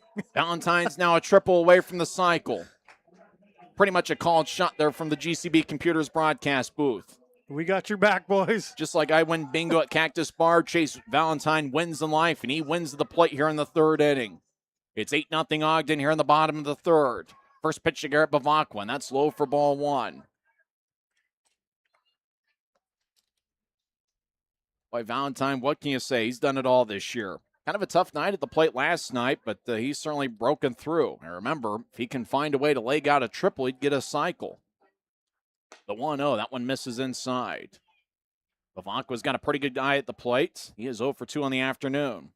Already the third trip through the Ogden lineup as they put together 11 hits here in the first 3 innings. Nobody warming up in the Great Falls bullpen. Next pitch to Bavacqua, that one misses outside, and the count goes to 3-0. Bavacqua was a little similar to Wilkinson, except Bavacqua has the stand-up stance. Wilkinson gets squatted down, but they both hug that line right on the plate. Bavacqua, straight up stance. Not a bend to it. Next pitch, 3-0 is a little bit too high. Couldn't get the complimentary 3-0 strike, and Bavacqua walks. You kind of wonder about the bullpen situation that the Voyagers have, and we'll ask Sean Rapay about it in the bottom of the 4th inning. It looks like they're going to kind of leave Horwath out there a little bit, knowing that even though tomorrow's going to be an off day, Great Falls probably wants to conserve it just a little bit. Everybody in the Pioneer League is off tomorrow. Great Falls on Tuesday will open up a series at home against the Glacier Range Riders. And for the Raptors, they will be here at Lindquist Field for a 4-game set against the Boise Hawks. It's actually going to be a 6-game series between the clubs. The first 4 are going to be here at Melaleuca Field from June 30th through July 3rd, and then the scene shifts to Boise for games on July 4th and 5th. Carmine Lane, the batter, walked in the first inning and got a single in the second. Bavacqua had the good lead at first. And the first pitch to Lane, breaking ball's over for a strike. Once again, there's Horwath getting the off-speed stuff over for a bit more consistency than he has his fastball. You mentioned the bullpen. They did get pitchers warming up in the bullpen. The 0-1 tapped up the middle. Cruz charges, gets it, steps on second for the force out, and that retires the side. But the Raptors explode for 4 runs, including a 3-run homer by Chase Valentine, as he is winning in bingo and winning in life. We head to the 4th. 8-0 Raptors on the Ogden Raptors Baseball Network. Hi, I'm Christopher with Absolute Comfort Heating and Air, and I would do anything to keep my customers comfortable. And when it comes to family, I would do anything for love. I'd fix just about anything. You know I would do anything for you. I won't do that. But you won't do that. At Absolute Comfort, I'll do whatever it takes to keep you comfortable. At GCB Computers, we specialize in high-quality, refurbished computers that save you money without sacrificing performance. We believe in use it before you buy it. Come into our showroom, power up your future computer, and test it out yourself so you can buy with confidence. Visit GCB Computers online at www.gcbcomputers.com or call 385-515-1797. That's GCB Computers, the computer you need at a price you can afford. Who's pitching? 3 wireless carriers. Big corporate mobile. Our stock always goes up. So do your prices. I'm out. We're cheap, just like your coverage. We're Red Pocket, your new ultimate cell carrier. Only we give you all 3. No price increases, 2-minute care, and all major networks for your best 5G coverage. What's your ask? $10. You've got a deal. Switch to Red Pocket. Like me, your new ultimate cell carrier. This broadcast is the exclusive property of the Ogden Raptors Baseball Club and the Pioneer Baseball League. Any rebroadcast, retransmission, reproduction, or other use of this broadcast without the express written consent of the Ogden Raptors and the Pioneer Baseball League is strictly prohibited. Well, you head to the top of the 4th. Raptors lead 8-0. 2, 3, and 4 hitters for Great Falls. Jason Schaff, the Ogden pitcher, has retired 9 straight. And look what we got in the GCB Computers broadcast booth. We have got a Raptors jersey, and this is a beauty. It's a white jersey, blue numbers, a little bit of that teal green mixed in. You can get that at the merchandise stand here behind home plate. And that's certainly a sharp look. I think I might have to get one of those myself. That's a beautiful jersey. Represent the home team. Oh, they got a 3XL. I think that's a little bit too big for me. I might just be an XL. Very nice. Come on down to Linquist, get some free food and a Pepsi, and get buy yourself some a merch. jersey. Jerseys, hats, they got all sorts of good stuff. I like stickers. Put that on my scorebook. I'll have to get some stickers. My scorebook's running out. Swing and a miss. Check swing. He went around. Bring him up. Call it strike 3. And it is going to be swinging. That's the 10th straight batter to be retired by Jason Schaff, as he has now struck out 4. After he gave up the leadoff single to Blazek in the top of the first, he's retired everybody. He has struck out the last 3 batters for Great Falls, and that brings up Tommy Specht. First pitch of Specht is inside for ball 1. Boy, Jason Schaff, talking about a great first outing where he pitched 7 scoreless innings, and looks like he's on a roll right now. The kick in the 1-0, and that one misses outside. No runs for Great Falls. 1 hit, 1 error for the Raptors. 8 runs, 11 hits, and no errors. Some more planes fly overhead. Kind of like we're at Shea Stadium or Citi Field. Bouncing ball to second. And up with it on 2 high hops is Jordan. Crow hops, fires to first, and there's 2 away. So that's 11 in a row, set down by Jason Schaff. And that will bring up Trey Cruz, who grounded out in the first inning. We might get a little more airplane noise with the Ogden Airport bringing in a new airline. I don't believe they're supposed to be flying over the field during game time, though. Well, careful with that airspace. I'm not sure they're really, well, because when Valentine's hitting, I think he's going to hit one of those things. First pitch is a called strike.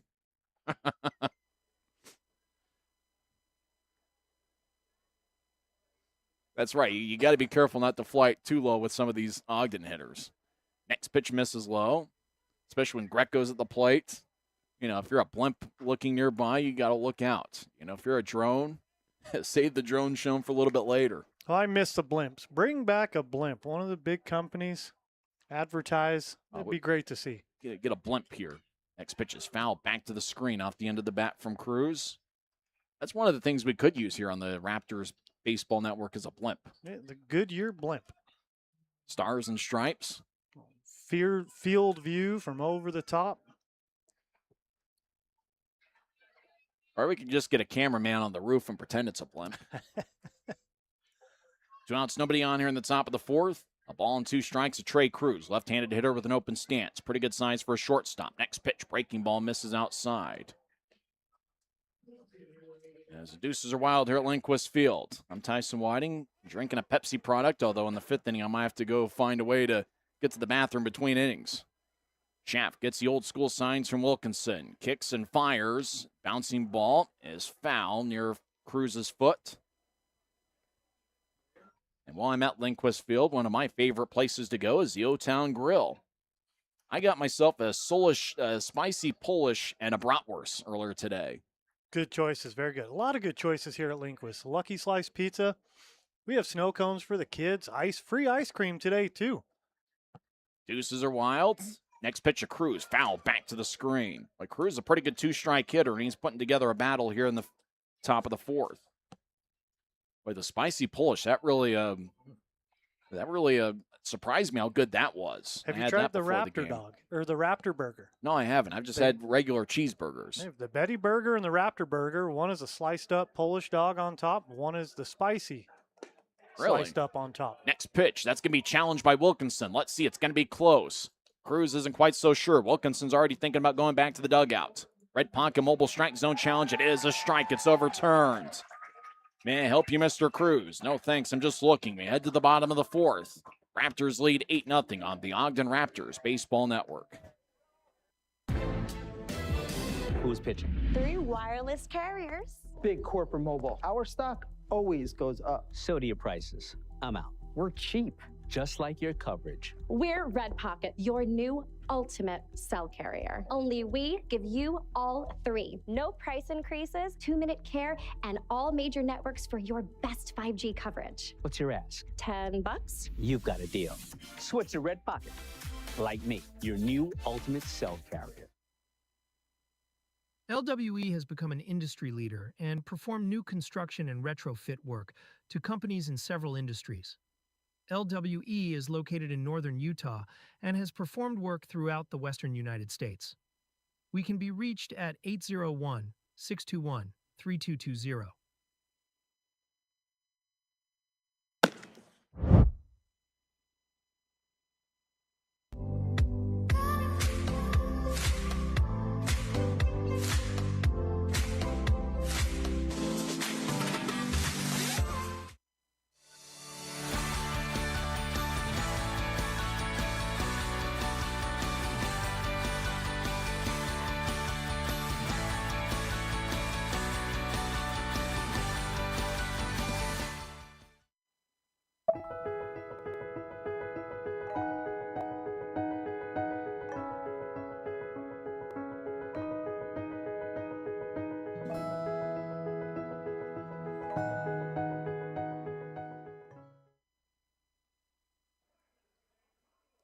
We head to the bottom of the fourth.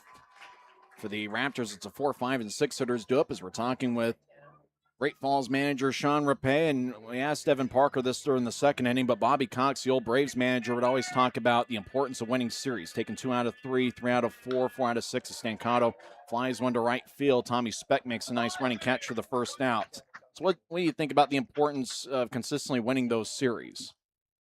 I mean, I think it is. I think at the end of the day, the goal is to, you stay alive by not losing them. And, if it's long 6-game splits, 3-game sets, yeah, you want to try to stay on top and win those things. I think it's just about building some type of consistency, for any team, really. I think that those are important.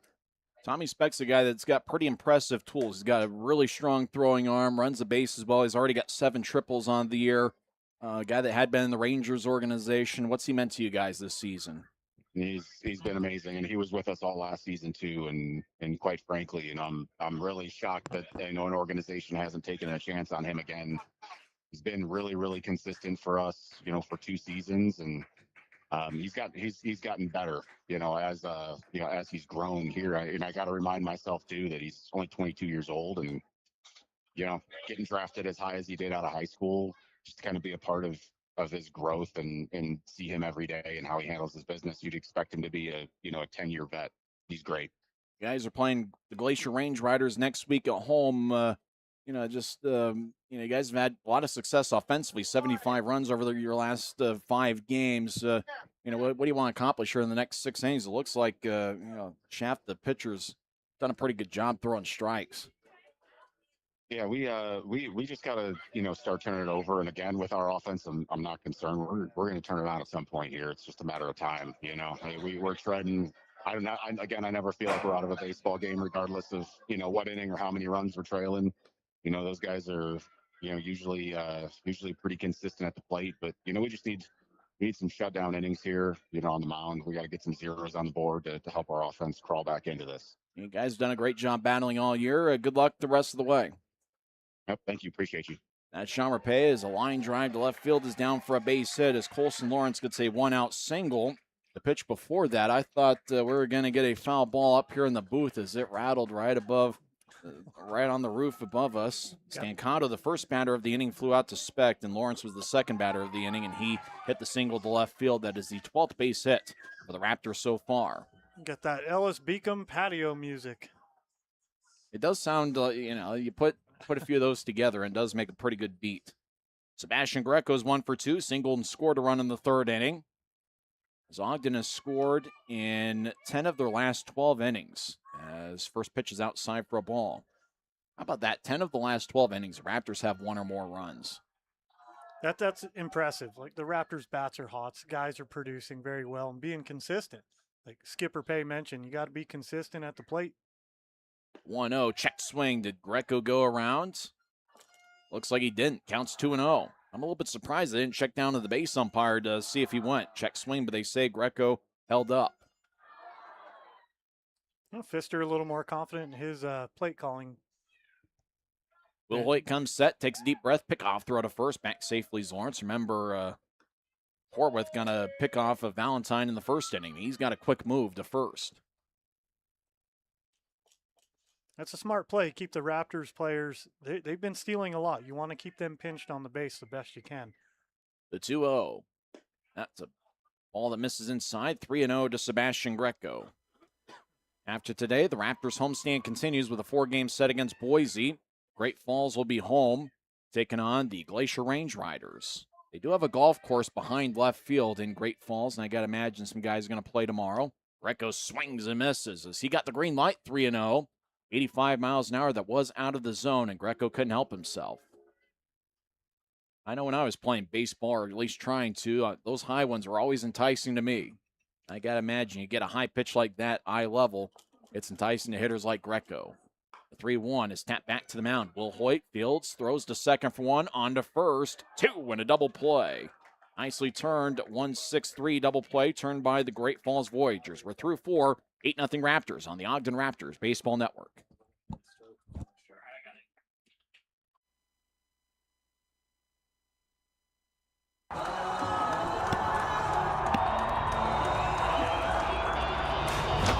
Whatever you do, don't drop the ball at the Raptors Stadium. And we don't want to let you drop the ball for your insurance. We want to make sure that you have the proper coverage and the best price. Here at the Insurance Center, we're going to take care of you. We've had a great relationship with the Raptors, and we want to have a great relationship with you. Your auto, your home, your life, your health, your business. We have experts that are there to take care of you. We've been doing this for a long time. We are your trusted choice insurance agency here locally. We're the only best practice insurance agency north of Salt Lake. Realize that we're going to take the best care of you.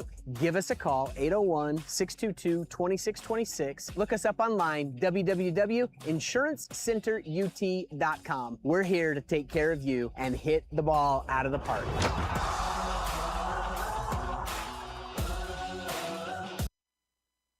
At GCB Computers, we specialize in high-quality, refurbished computers that save you money without sacrificing performance. We believe in use it before you buy it. Come into our showroom, power up your future computer, and test it out yourself so you can buy with confidence. Visit GCB Computers online at www.gcbcomputers.com or call 385-515-1797. That's GCB Computers, the computer you need at a price you can afford.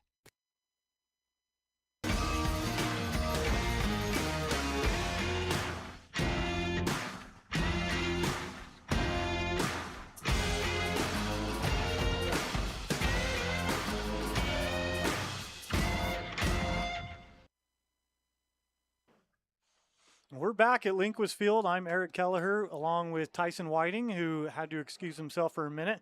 Leading off with Ethan Ott. Pitch delivered, low ball.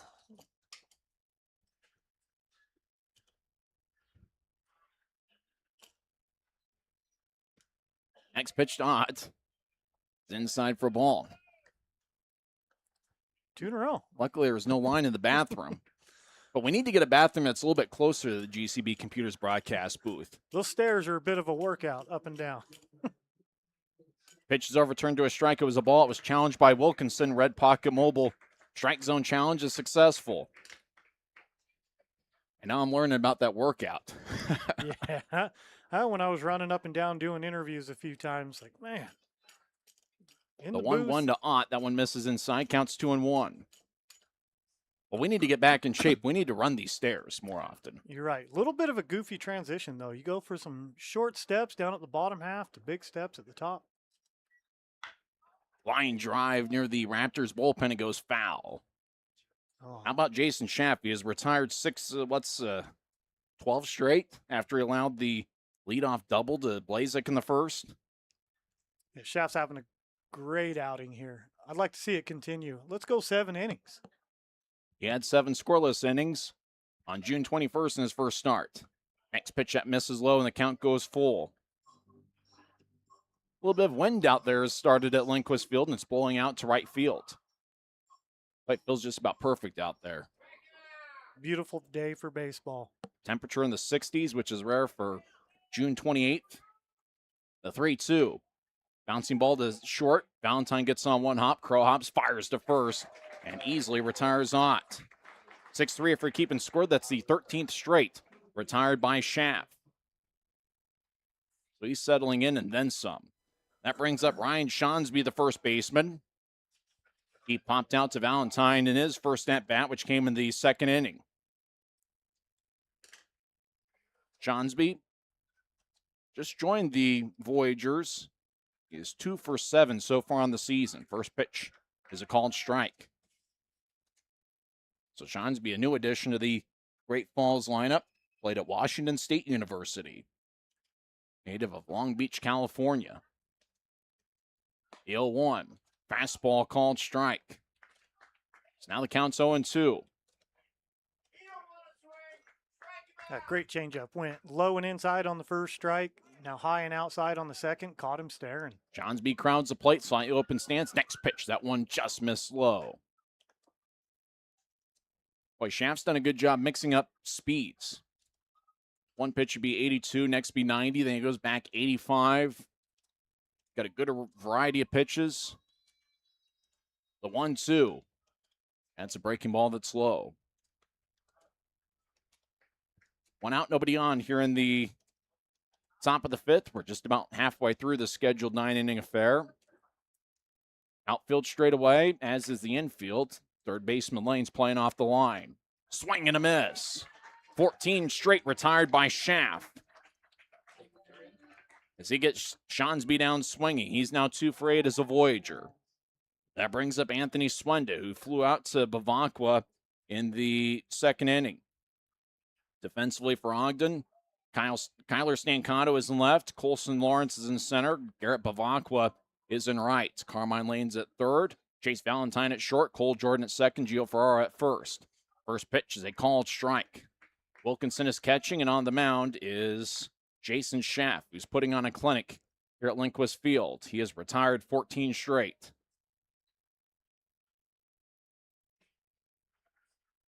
Schaff has struck out 6. And he hasn't walked anybody as of yet. Swenda, right-handed hitter, slightly open stance. The 0-1 is sliced foul. Swenda got a good piece of that. And he hits it off the light pole. And the crowd hears that and they ooh a little bit. That made quite the sound off that light pole in right field. Nice, long, loud, exciting strike. Schaff gets the old school sign from Wilkinson. He kicks and fires. Check swing, did he go around? First base umpire says no. Swenda held up.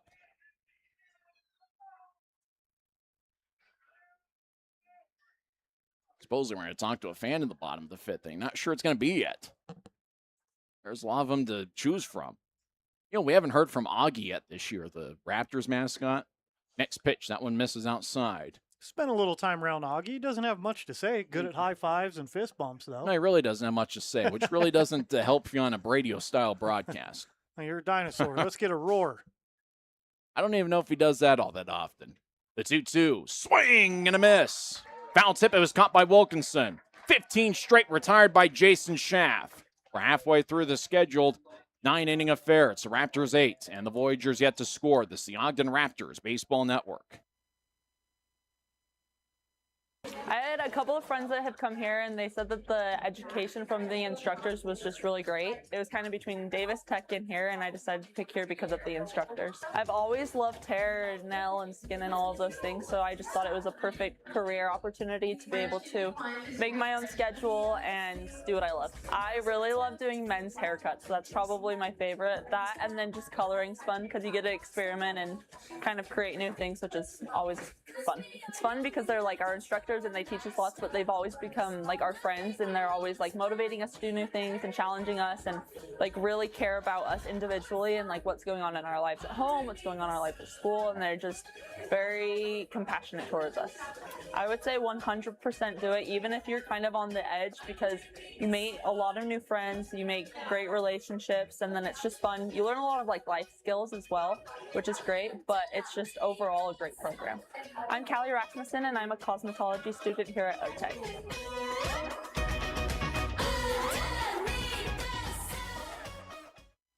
Welcome back from the break. Tonight's broadcast is presented on the Home Team Network for live video streaming, on YouTube for audio-only coverage, and on 88.9 FM for In the Park Radio. We head into the bottom of the fifth inning. Raptors lead 8-0. We're talking with Raptors fan Ken Byington. Ken, Having a good time here this afternoon? What's it been like in the stands so far? It's going good.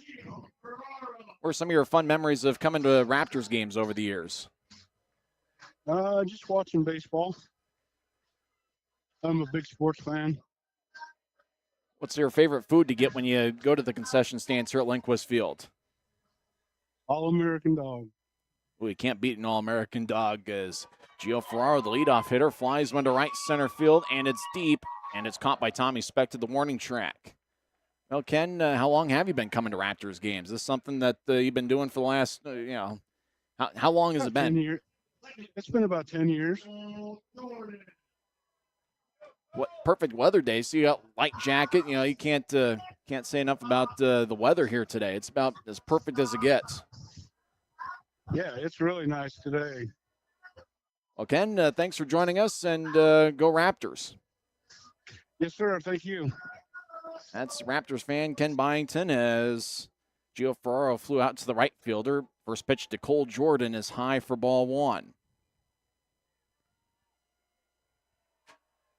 Well, Ken was a man of few words. He didn't say a whole lot, but he does like the All-American dog here at Lindquist Field.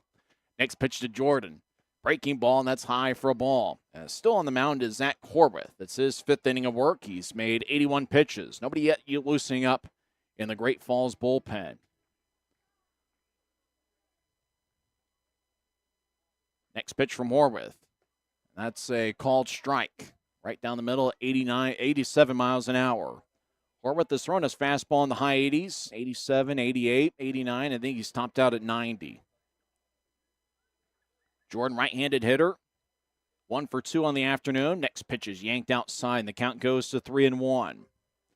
Well, tickets are on sale now by calling 801-393-2450 or going to OgdenRaptors.com or simply stopping by the Lindquist Field box office in person at 23rd and Lincoln.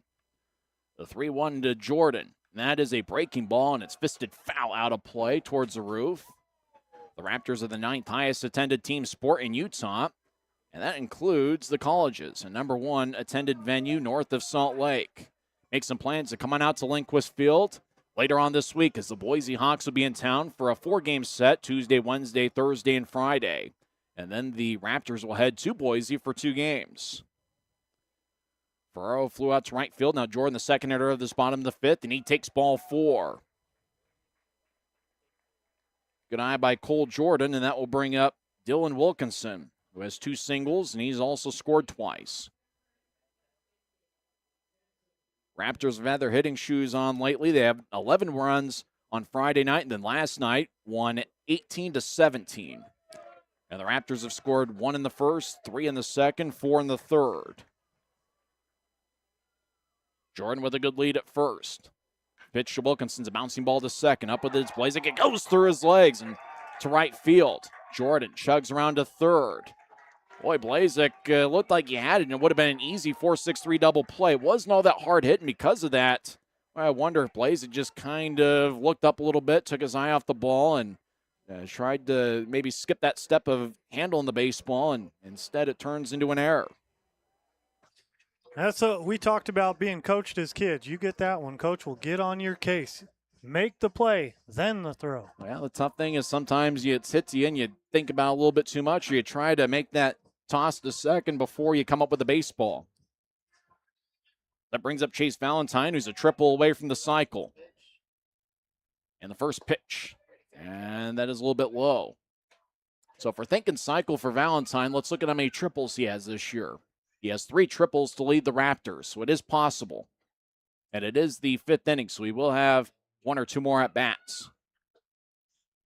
Valentine single in the first, double in the second, and a 3-run homer in the 3rd inning as he fouls one back to the screen.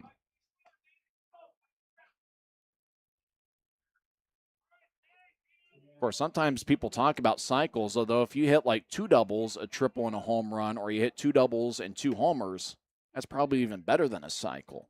People like the rarity of the cycle, but some of those games might be a little bit better. Next pitch of Valentine's inside. Runner takes off. Throw to second is safe. And Cole Jordan chugs home to steal. And the double steal works perfect. It looked like Will Hoyt didn't pay attention to the runner at third. Just threw to second. It was a close play. Wilkinson was safe. And then Jordan immediately took off, and the Voyagers didn't even pay attention, and Jordan was able to scoot home easily for the Raptors' 9th run. Great heads-up base running there. Smart veteran move by Cole Jordan. So the Raptors still a run there, making it 9-0. Next pitch, that misses low. 9-0, incidentally enough, would be the final score in a game that ends in a forfeit.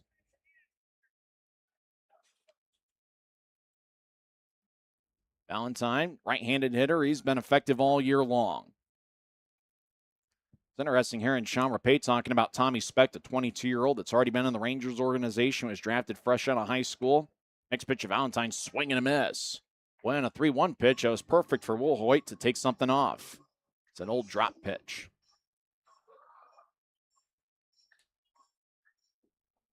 So with the Raptors with a little bit of a sizable lead, we'll obviously have some time to talk about the world of baseball and talk about other scores in the Pioneer League and really get excited about that upcoming homestand against the Boise Hawks.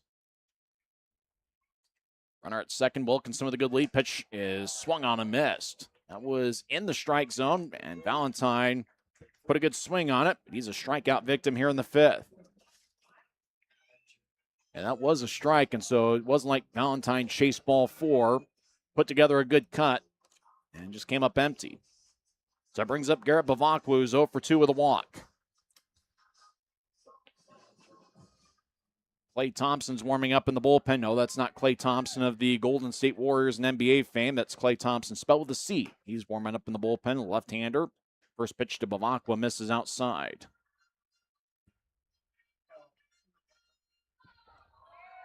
You know, Klay Thompson, the basketball player, he spells his name K-L-A-Y, and this Klay Thompson is C-L-A-Y. I also saw a pitcher many years ago who spelled his first name Clay, C-L-A, with no Y. Next pitch to Bavakwa, misses for ball 2. We've mentioned the San Diego Padres many times, which is weird because I'm not necessarily a Padres fan, but Clay Meredith was a guy that spelled his name C-L-A, kind of a sidearm pitcher for the Padres in the mid-2000s. Kurt Bavakwa's son Garrett at the plate. Next pitch, that's a called strike. Bavakwa contemplates a challenge but doesn't use it. 75 miles an hour. Sunday night baseball will be the Yankees and Red Sox. What a surprise. Sunday night national TV for that rivalry, eh? Yeah, Red Sox are struggling this year, but they are up in this series 3-0 on the Yankees. Bavakwa serves one towards left field. It's going to be towards the Raptors bullpen. It's a foul ball, and it falls as Swenda couldn't get to it. Swenda had a little stumble on that when he transitioned to the dirt, home plate over there, simulating the bullpen for the Raptors. That's certainly a tough spot. Bavakwa just kind of put it in the perfect spot. Most of the big league games are continuing, and it looks like we've got one final. Rays defeat the Diamondbacks 5-1. Well, we mentioned the Padres many times. They're taking on the Dodgers, top of the second inning, no score. Braves and Giants are scoreless, bottom of the second. The 2-2 to Bavakwa is tapped towards first base, little roller, as underhand toss by the pitcher Horwith gets Bavakwa by a step. Good play by the pitcher Horwith to cover, as no run score for the Raptors in the bottom of the 5th. That's the second straight scoreless inning. We head to the 6th. Raptors 8. And the Voyagers yet to score. This is the Ogden Raptors Baseball Network.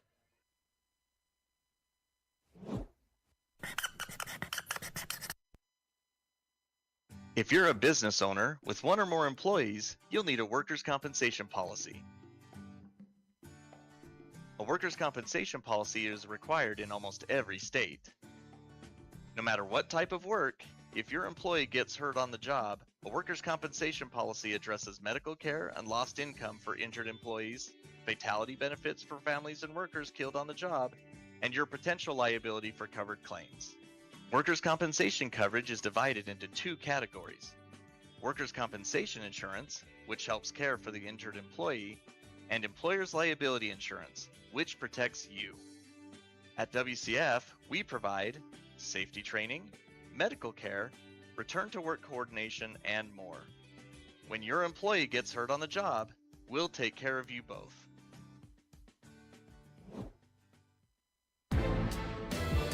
Who's pitching? 3 wireless carriers. Big corporate mobile. Our stock always goes up. So do your prices. I'm out. We're cheap. just like your coverage. We're Red Pocket, your new ultimate cell carrier. Only we give you all 3. No price increases, 2-minute care, and all major networks for your best 5G coverage. What's your ask? $10? You've got a deal. Switch to Red Pocket. Like me, your new ultimate cell carrier.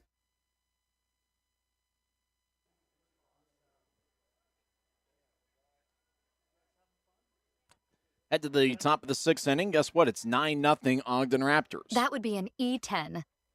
That means it's an error on the announcer. I thought the Raptors didn't score in the 5th, but I now remember that Cole Jordan got the home on that double steal. 8-9-1 hitters due up for Great Falls. Jason Schaff has retired 15 straight. That's right. In the 1st inning, he gave up a leadoff double, and nobody else has reached base for the Voyagers. Next pitch is an off-speed offering. That's over for a strike at 78 miles an hour. A ball and a strike to Blake Wilhoit, who's 0 for 1 today. Left-handed hitter, slightly open stance, native of Texas.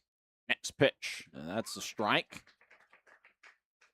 Great crowd here at Lindquist Field, and it's oddly enough cool enough to where a lot of the fans have decided to sit in the sun. It's not the type of day where everybody's looking for shade. Yeah, those are funny. The 1-2, bouncing ball to Jordan, gets on a little hop, bobbles it, recovers, fires to first, and there's one away. 16 straight retired by Schaff. So yeah, there's just as many people in the sun as there is in the shade. And it may be a little bit too cool in the shade as the sun is just about perfect, as temperatures are in the 60s, which is a little bit odd for a late June day. So that brings up Vincent Temesbury. Slow windup by Schaff. First pitch, and that one misses low. At this point, I'd be looking for Skipper Pay to mix things up a little bit. Maybe a pinch hitter, throw someone in there, get a spark into his offense.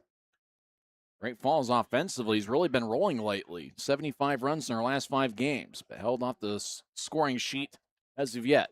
Pitch misses inside for a ball. 2 balls, no strikes to Vincent Temesbury.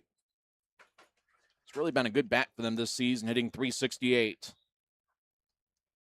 The 2-0. That one misses inside. Counts now 3-0.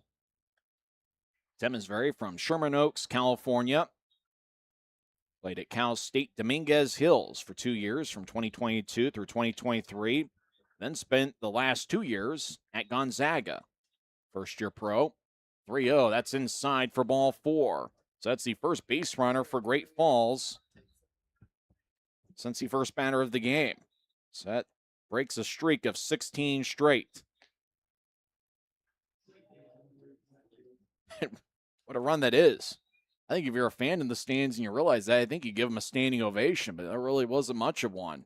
No, with our Pioneer League experience, that is an outstanding streak. But the way hitters are in this league, you bet. Blazek has the only hit for Great Falls, and he takes low for ball 1. That's 5 straight wide ones by the pitcher Schaff.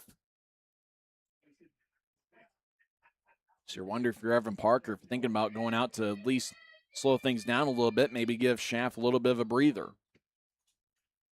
Schaff played at the college level this year at Missouri State. Next pitch, that's a breaking ball, and that's over for a strike. We mentioned it at the top, but Schaff did a pretty good job throwing strikes this season at Missouri State. He only allowed 21 walks in over 69 innings. Averaged about a strikeout per inning. Schaff gets the old school signs from Wilkinson. And the next pitch, Blazek bounces it foul near the Great Falls bullpen, where left-hander Clay Thompson continues to get loosened up.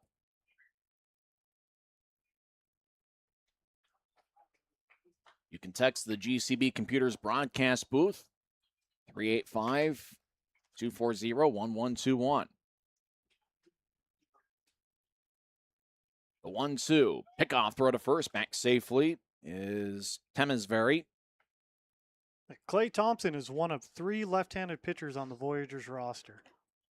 And not many lefties. Really, the Raptors don't have that many lefties either. In fact, the Raptors only have 2 lefties on their roster. So 2 pitching staffs are mostly right-handed. Chase Chapman and Nolan Ficklin. Bouncing ball to second. Jordan throws to second for 1, on to first, and the throw goes a little bit wide. It would have been a close play. Valentine made a good throw. Temesbury did a good job chugging down the line and made Valentine rush it a little bit. A great backup there by Dylan Wilkinson, subbing in as catcher. He was right at the first baseline as there was scoop up the ball. At least Jordan was able to get the lead run. Now I'll bring up Kyle Schmack. So it is a fielder's choice, no hits, and really you can't assume a double play, so there's really no error. As Blazek didn't really take an extra base as he's at first. He's got a pretty good lead. Schmack 0 for 2 on the afternoon. First pitch, breaking balls over for a strike. That's really a big thing about Schaff is he's able to get multiple pitches over for a strike. He's got good command on all his pitches. He's able to mix things up superbly. Did so in Boise last week, and he's done a great job of it here this afternoon. The 0-1. That one misses inside as he heard Schaff grunt a little bit after the delivery. Jason Schaff has made approximately 71 pitches. 9-0 Raptors here in the top of the 6th. On deck is the right fielder, Tommy Specht. Bouncing ball to the third, and that goes foul near the Raptors bullpen. A ball, 2 strikes, 2 outs. Our bullpen Batgirl, she is 1 for 3 now on scoops, foul ball scoops. Well, it's not a great percentage if you've got a glove. If you got a bat, that's actually all right. Hey, she'll get the next one, though. Fans take up a Let's Go Raptors chant. Kyle Schmack, the former Valparaiso product, played there from 2020 through 2024. Last year, played a little bit with Great Falls. Next pitch, Schmack flies to right field near the track. Settling under it is Bavakwi. Makes a catch over his left shoulder to retire the side. 6 straight scoreless innings delivered by Jason Schaff. That's his 13th straight scoreless inning as a Raptor. We head to the bottom of the 6th. Raptors lead the Voyagers 9-0. This is the Ogden Raptors Baseball Network.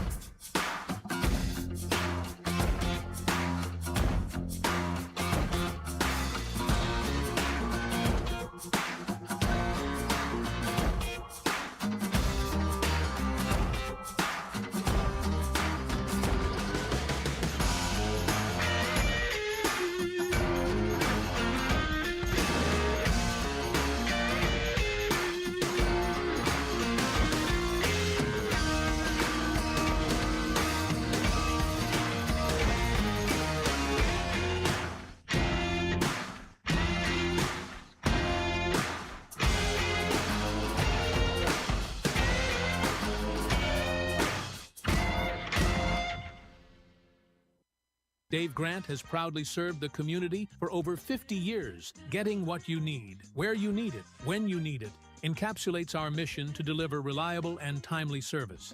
Contact us at 801-394-1621 or at www.granttrucking.com.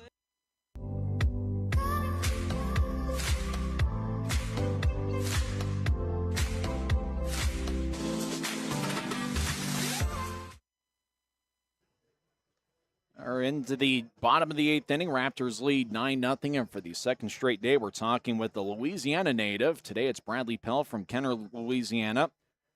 Last night, Bradley played in left field. Well, Bradley, things have gone pretty well so far for you this season. How's your experience been like here in Ogden, not only this year but last year as well? It's been great. It's been a spectacular experience, something that you can only dream of. Coming out of college, being able to come to a place like this, that's got everything you need to get better, and great staff with Skip and Campy and everyone in between. So it's been great. Who are some of the people that were instrumental to you in your development as a baseball player? My whole family really was pretty involved with my development, and then my college coach Jim Page was really big for me. And then Campy, of course, coming here and making that step from college here has been really important for my development. We talked with Nico yesterday, and we mentioned the need for some Cajun food here in Louisiana, something that we could certainly use because that food over there, especially in Louisiana, is something special. Yeah, I'm tired of the lemon pepper around here. It'd be good to get some Tonys on something. Hey, I can do a crawfish boil when the crawfish start moving at Strawberry Reservoir. Yeah, I'll believe it when I see it. Oh, challenge accepted. All right, pal. All right, looks like Delane Oh, walks, man. and he's at first. Last question. When you here in the Ogden area, and you're looking for some good food, obviously, you may not be able to find some Cajun food, but where are some of your favorite places you like to go to? We go to Napoli's a lot. I don't know if I'm mispronouncing that or not. We go there. Obviously being by the field, Costa Vida, but that's not really like a restaurant. We went to a sushi bar. That was pretty good. That's about it. We went to a steakhouse. You can't go wrong with steak no matter where you are, so that was pretty good. Any part of But the country, steak's I great. cook. Yeah, I cook for myself here, so I make my own chicken and salmon and steak. So, like I said, I just try to put some Louisiana flavor into whatever I'm eating. So Smart I man. tend to cook and get Nico to try to cook too.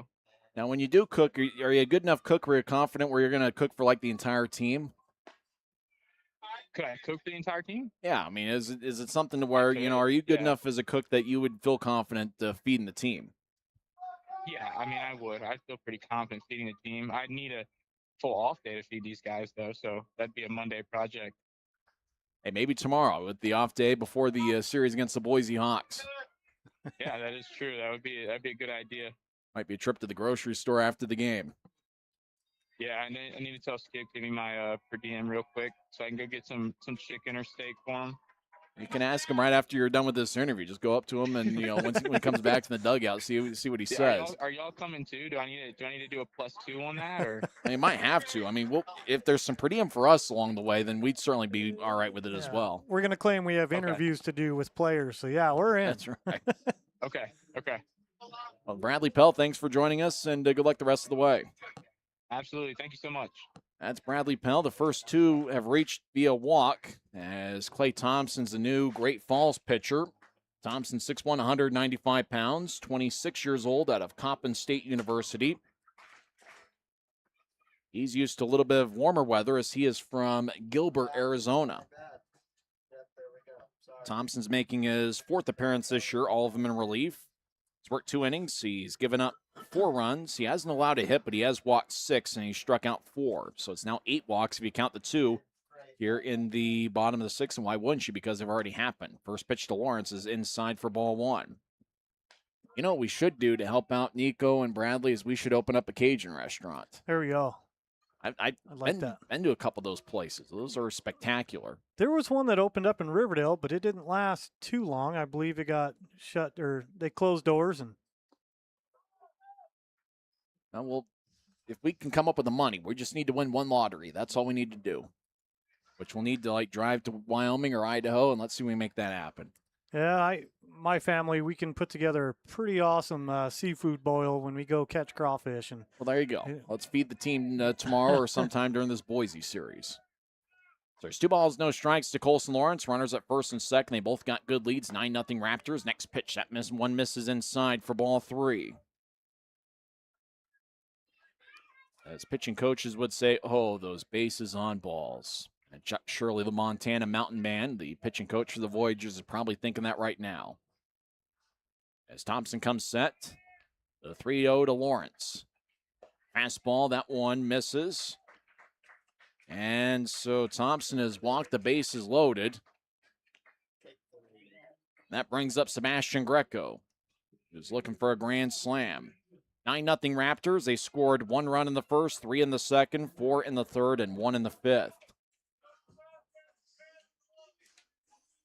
You know, somebody asked me to ask Bradley Pell what his walk-up song was, and you know what? I had one job, and I screwed it up. I forgot to ask him his walk-up song. Next pitch, that one misses outside for ball 1. we'll have to ask Tim Broussard to get another interview going real quick in the middle of the 7th. That's right. Well, I mean, maybe might still be down there. He might, Tim, if you're down there, see if you can ask Bradley Pell what his walk-up song is. Hey, why not? It's 9-0, you know. He just put his headset on. Try and ask him that again. Next pitch, that's a called strike as Thompson gets one over the plate. And for Greco, it's not the worst thing in the world to see if he can take one there with as many wide ones as Thompson has thrown. Thompson comes set with a bit of a closed stance. Next pitch, that one misses high. You had mentioned there's not many lefties on either side. There is another lefty warming up for Great Falls. Only 2 lefties in the Raptors roster currently. That's part of the reason why we've seen Nolan Ficklin as often as we have. He's pitched in more than half of the Raptors games so far, mostly because they don't have any other lefties out of the pen. Next pitch, that one is wide. Greco challenges. He may get the benefit of the doubt. It's going to be close. Red pocket mobile strike zone challenge. And Nolan Ficklin, Kyle Lewis, and Caden Knipe, they are workhorses for the end of these Raptors baseball games. 7th, 8th, and 9th inning, you see those 3 just going to work. Great numbers, killer effort. Love watching those guys pitch. So that pitch has been overturned to a ball. Runners with good leads. Next pitch, that one's outside, and we have 4 straight walks to bring in a run. That's going to be an RBI for Greco as Lane scores, and it's now 10-0 Raptors.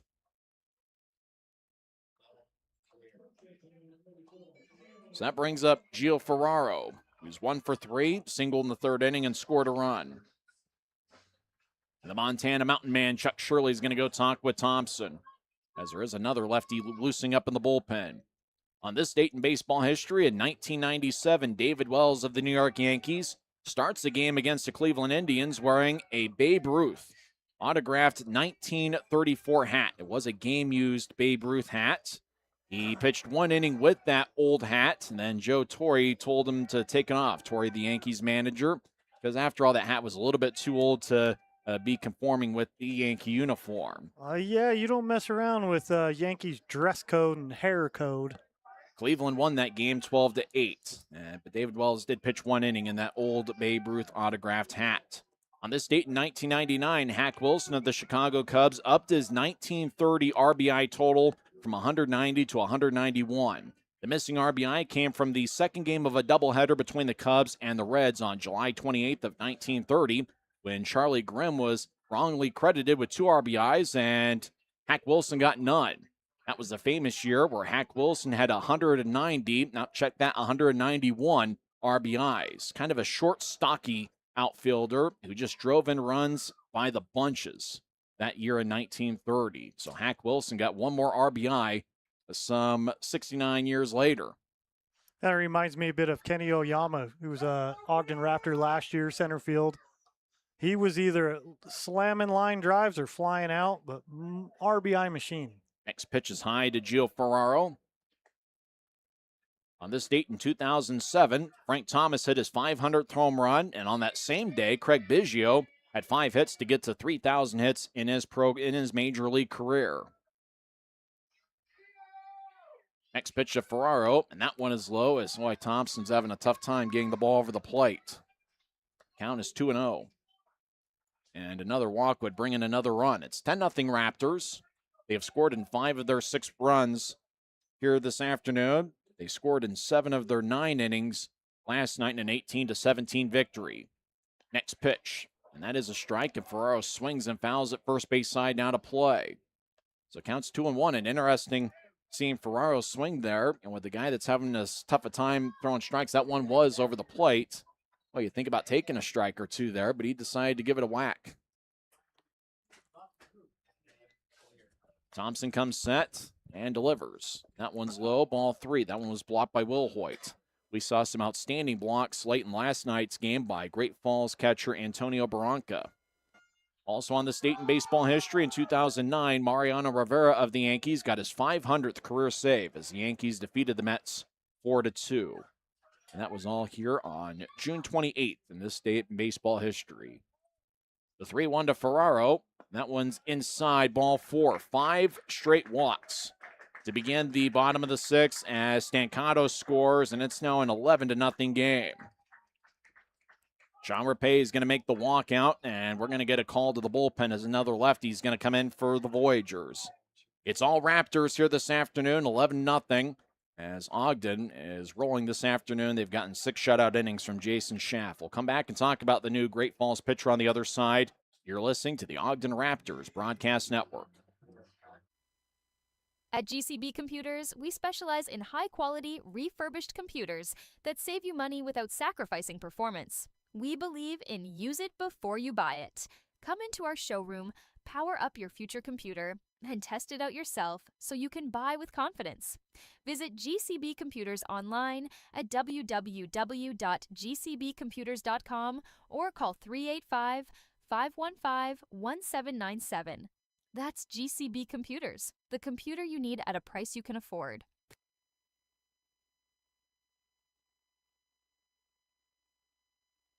Every journey starts with a dream, and all dreams come with a price.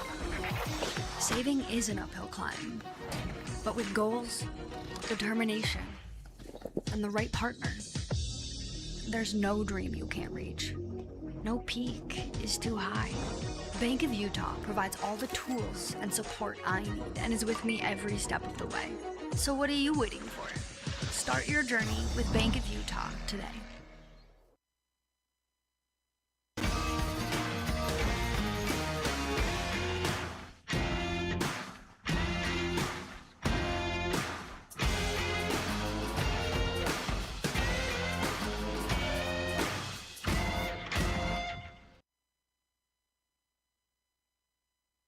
Hey, gang, you're watching Ogden Raptors professional baseball right here on the Raptors Baseball Network. Ciao, baby. Our back to Raptors baseball as the score is Ogden 11. Great Falls yet to score, as we had 5 straight walks to begin play here in the bottom of the 6th. Now the new pitcher is Simon Murray.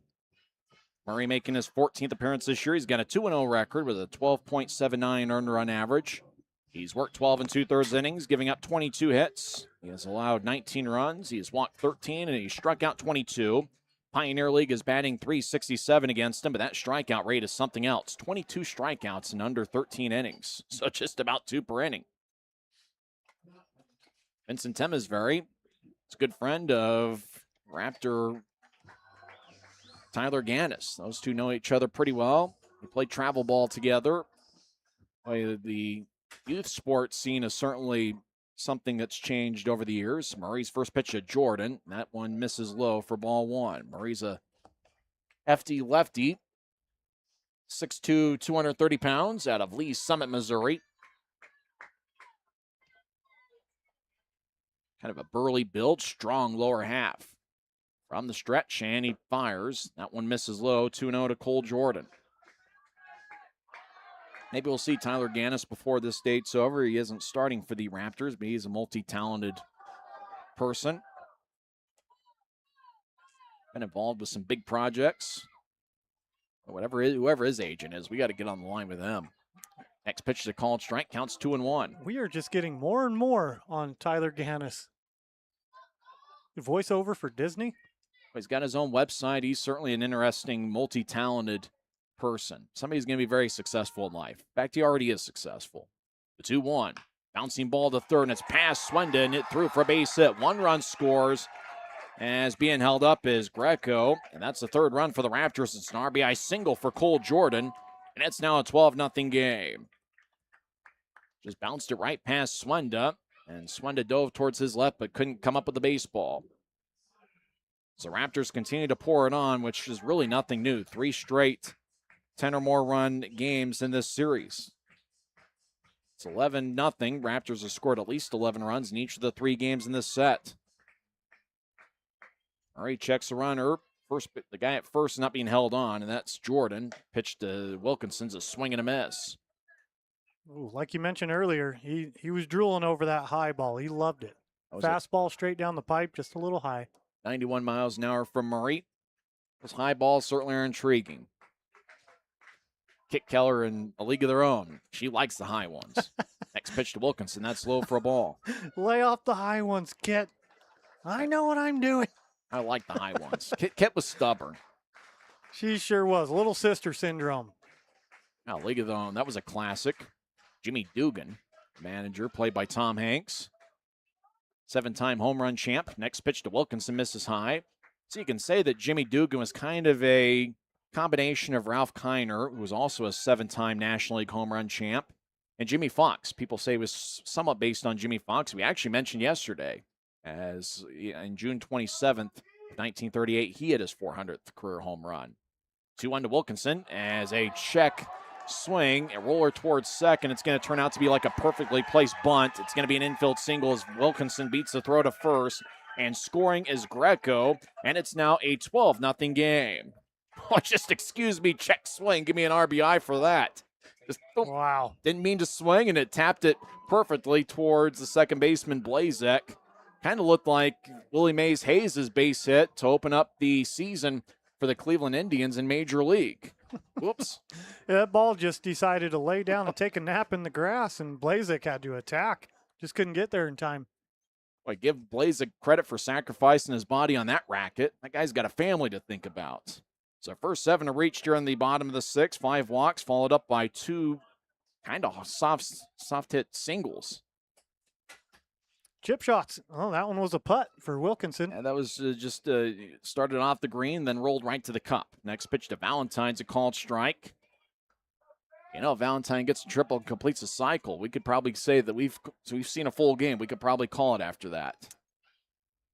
Valentine singled in the first, doubled in the second, hit a 3-run homer in the third, struck out in the 5th, so he's 3 for 4. Next pitch to Valentine. That's a called strike, but he's going to challenge. That was on an 0-2 pitch. That was overturned to a ball as Valentine wins that Red Pocket Mobile Strike Zone Challenge. A lot of texts coming in on Friday night. I'm wondering where Pete Lecoq came into a conversation. You know, he was a first base. I think he was a first baseman. Valentine rolls to third, getting it Swenda. Toz steps on the bag at third, throws to first. It's going to be a double play. 5-3 scoring is Ferraro, and it's now a 13-0 game, but it won't be an RBI for Valentine as he grounds into a 5-3 double play. Good play by Swenda. There's 2 outs, and now a runner at second. And the score is 13-0 in favor of the Raptors.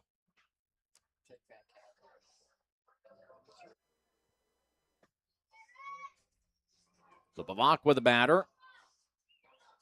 Yeah, we're going to talk some baseball history over the last 3 innings. You bet. We're going to have some fun. 13-0.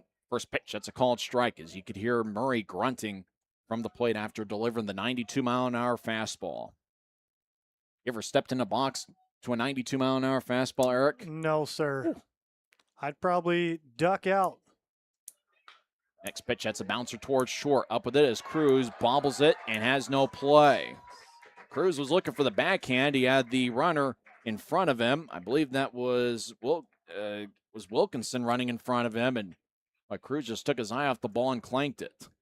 That should be an error, and it is. An E6 for Trey Cruz. The Raptors have batted around here in the 6th. Here at Linquist, the in-house boys have a great video they play on the new Pepsi logo video board, where the guy from, my brain went dead.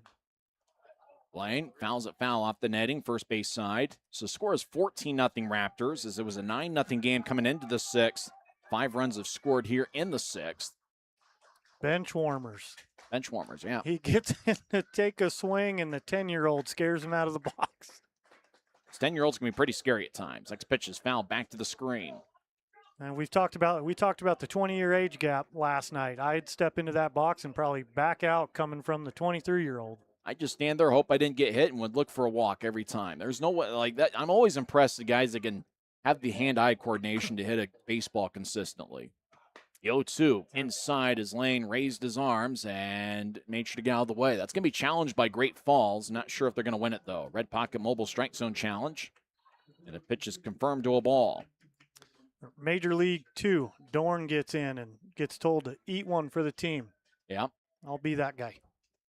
You know, Dorn kind of came up last week when Rafael Devers put together that selfish act of getting walked and then refused to be pinch ran for. His Lane swings and misses to end play here in the 6th. But 5 runs score for the Raptors, and it's 14-0 after 6 innings of play.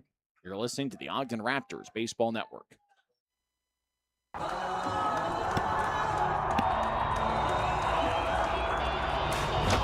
Whatever you do, don't drop the ball at the Raptors Stadium. And we don't want to let you drop the ball for your insurance. We want to make sure that you have the proper coverage and the best price. Here at the Insurance Center, we're going to take care of you. We've had a great relationship with the Raptors, and we want to have a great relationship with you. Your auto, your home, your life, your health, your business. We have experts that are there to take care of you. We've been doing this for a long time. We are your trusted choice insurance agency here locally. We are the only best practice insurance agency north of Salt Lake. Realize that we're going to take the best care of you.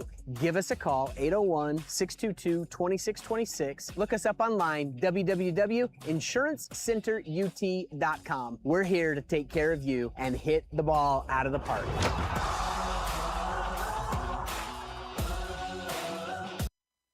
Hey there, baseball fans. I'm Ogden Mayor Ben Nadolski, and there's nothing more American than summertime baseball at Lindquist Field right here in the heart of Ogden, USA. From the crack of the bat to the smell of ballpark hot dogs and popcorn, this is where our community comes together and where downtown comes alive. So whether you're here for Raptors baseball, the fireworks, or just a great night with family and friends, you're in one of the most beautiful ballparks in all of America. So let's cheer loud, support our home team, and let's make some memories. Welcome to Lindquist Field, and let's go Raptors.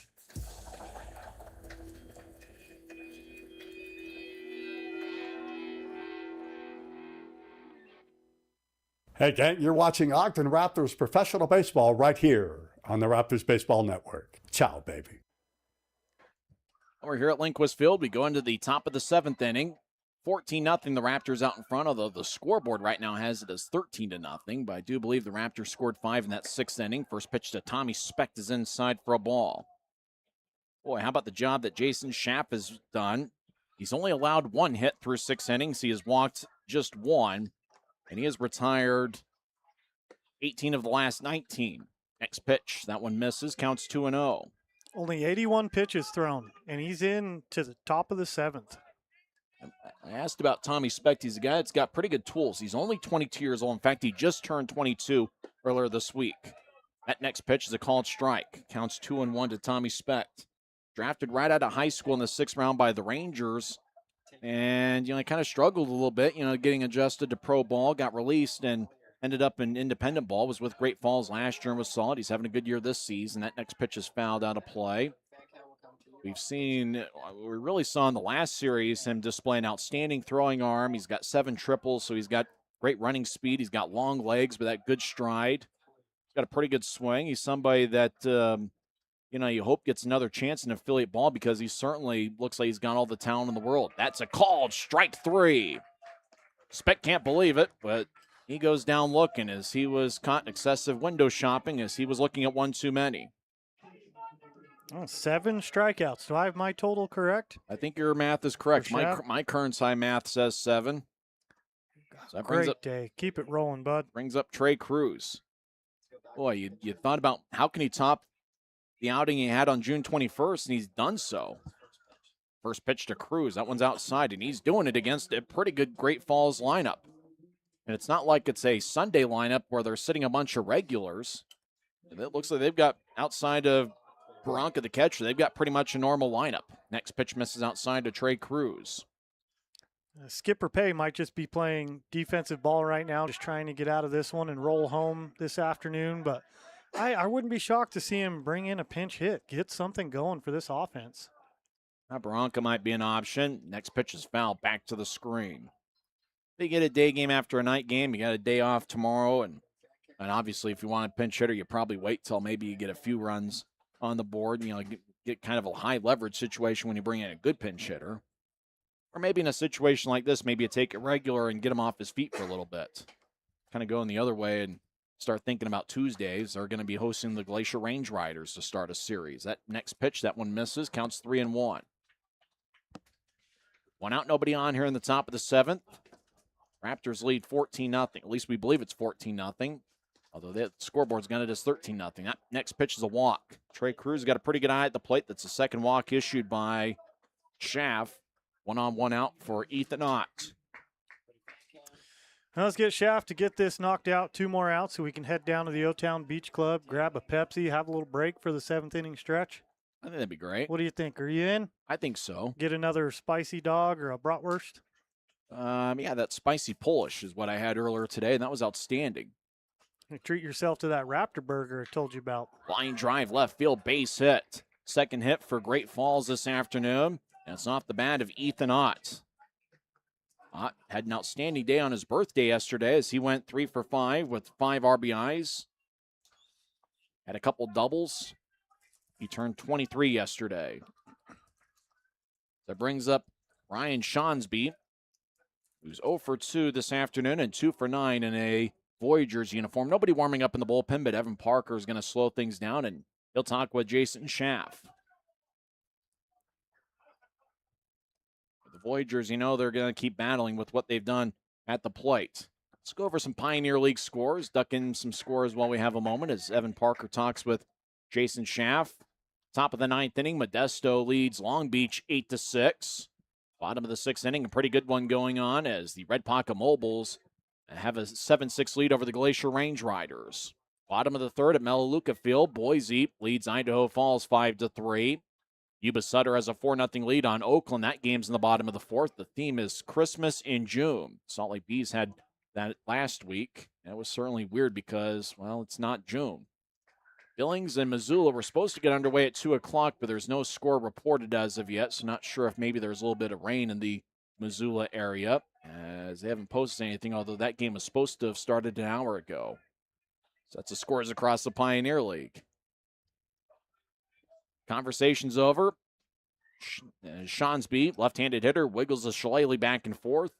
Kind of hunched his back over a little bit. And the next pitch, that's a fly ball to center field and deep. Towards a track, Lawrence makes an over-the-shoulder catch. And he'll throw it back to the infield. Cruz advances to 3rd. Ott holds up at 1st. There's 2 away. Shonsby hit that one hard, but got it off the end of the bat a little bit. Lawrence was able to make a nice play. Boy, Lawrence covers a lot of ground in center field. In fact, you talk about the 4 or 5 regular outfielders for the Raptors, whether it's Stancato, Lawrence, Bavacqua today, Bradley Pell when he's out there. Raptors have pretty good range in the outfield. Very good range. They all move very well. Bavacqua, he can cover center and right with those legs. Just have one outfielder, he can cover it all. First pitch to Anthony Swen does a called strike. When I was out there before the game started, they let you throw on the field. I took a step out to right center just to get a look. There's a lot of ground to cover. I used to have some speed, not anymore. That's one of the fun things about coming to a game on a Sunday. Bring your glove, you can play catch. Next pitch to Swan. Check swing. Did he go around? Yes, he did, said the first base umpire, Scott Ginger. Marianne or Ginger. We're going with Ginger in this case. He gives the Raptors their second strike. Our executive director, Tim Broussard, he took his he's a goalie. He took his goalie glove out there. Had a lot of shocked looks on people's faces. Well, we're going to get him a baseball glove at some point. That's what we're going to do. He has one, but he might be a better catch with his goalie. Line drive, base hit to right center field. As that one was right up the Maryland. Gets past Lawrence. Scoring was Cruz. Rounding 3rd and heading for home is Ott. Throw comes towards 2nd, and now they throw it to 3rd as Ott scores. And so that's going to be at least a single for Swenda. And then an error by Colson Lawrence to allow Ott to get the extra bases. So 2 runs scored, and it's now a 14-2 game. As a goalie, Tim's used to seeing 100-mile-per-hour little black pucks coming at his face. He can catch those. Why not catch a baseball? Well, if you can catch that, you can catch a baseball for sure. He might have something to teach Wilkinson, Lane, and Dotson. It looks like a single E8. 5-hole. Well, unfortunately, that's what happened to Lawrence there. Just, sometimes, especially when you think about a runner coming in, you just take your eye off the ball. And first pitch, that one's out of play off the bat of Blake Wilhoit. We've seen a couple instances where guys just didn't stay down on the ball and watched it into their glove and, had it trickle under them. It happens sometimes. You just try to do a little bit too much. Skip a step. Few finals across Major League Baseball. The Twins defeat my Rockies 3-2. The Rockies fall to 33-51 on the year, which is a massive improvement from last season. Next pitch, that one misses outside. Counts now 1-1. We're going to get there back eventually. The Rockies we're coming strong here pretty soon. One of these years will be our year. I can't say go Rockies, but I'll root for you, Tyson. Go Tyson. Nationals over the Orioles 6-4. Rangers defeat the Blue Jays 3-2. The 1-1 is a bouncing ball. It's going to be in fair territory. It's off the glove. Ferraro underhand tosses to Schaff, and that retires aside. But the Voyagers scored twice. 2 runs on 1 hit, and that will do it for play here as we go to the bottom of the 7th. Seventh inning stretch here at Lindquist Field. It's 14-2 Raptors. You're listening to the Ogden Raptors Baseball Network. I had a couple of friends that have come here, and they said that the education from the instructors was just really great. It was kind of between Davis Tech and here, and I decided to pick here because of the instructors. I've always loved hair, nail, and skin and all of those things, so I just thought it was a perfect career opportunity to be able to make my own schedule and do what I love. I really love doing men's haircuts, so that's probably my favorite. That, and then just coloring's fun because you get to experiment and kind of create new things, which is always fun. It's fun because they're like our instructors and they teach us lots, but they've always become like our friends, and they're always like motivating us to do new things and challenging us and like really care about us individually and like what's going on in our lives at home, what's going on in our life at school, and they're just very compassionate towards us. I would say 100% do it, even if you're kind of on the edge, because you meet a lot of new friends, you make great relationships, and then it's just fun. You learn a lot of like life skills as well, which is great, but it's just overall a great program. I'm Callie Rasmussen, and I'm a cosmetology student here at OTEC.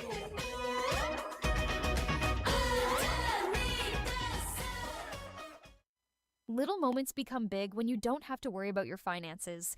Money can be a giant source of stress, but it doesn't have to be. Here at Ascent Credit Union, we work to empower our members to be able to manage their money easily, quickly, and most importantly, without stress. When you aren't worrying about your finances, you get to enjoy life more. That's why we are here. Call 801-399-9728 for more information or visit ascentcu.com.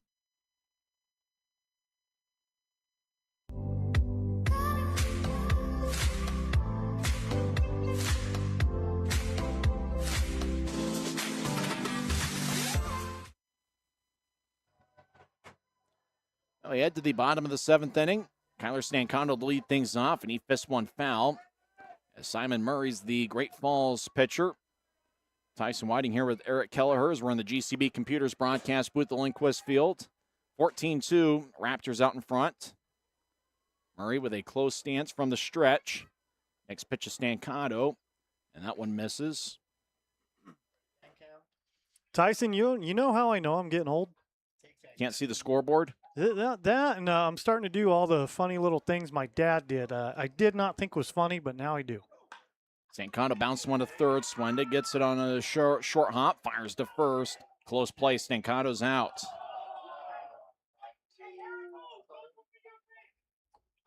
Fans giving the first base umpire's report card, and I'm not sure the fan in the first base stands is giving him a passing grade.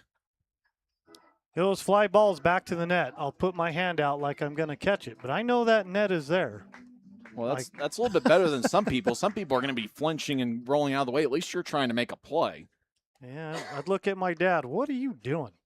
Trying to make a play. He's going to make it happen. That net, if somehow that net just disappears, you got to get your hand out there and make a play. Steve Kelleher, he cracks me up. Good dad. 1-0 to Colson Lawrence. He's had another good game. 2 for 3 with a walk. And he flies one to right field, and that goes out of play. For me, the play of the game so far is really the 3-run homer by Chase Valentine. That ball smacked the seagull. Now he's flying over. Oh, no. He's flying over. You pulled a Randy Johnson, Pedro Serrano. Yeah. Next pitch to Lawrence. That misses high. 91 miles an hour from Murray.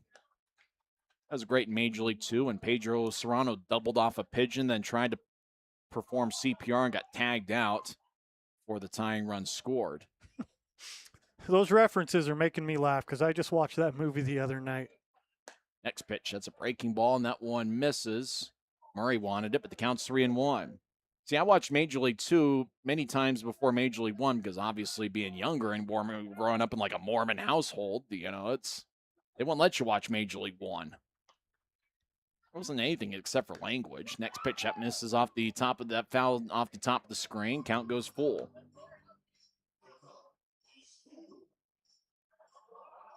It's like, come on, Mom, I hear all that in middle school anyway. Like, there's nothing that they're saying in Major League that I didn't hear in 8th grade science. Yes, sir. I don't think we can repeat it, though, here.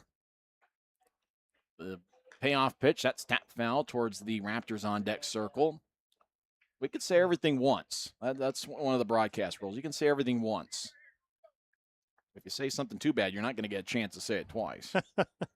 We're family friendly here in the GCB broadcast. Well, you would think, but if the score gets a little bit more out of hand, I don't know. We might turn it into PG-13 before we know it. Next pitch to Lawrence. That's a ball inside. Good take by Colson Lawrence. That's a 1-out walk here in the 7th.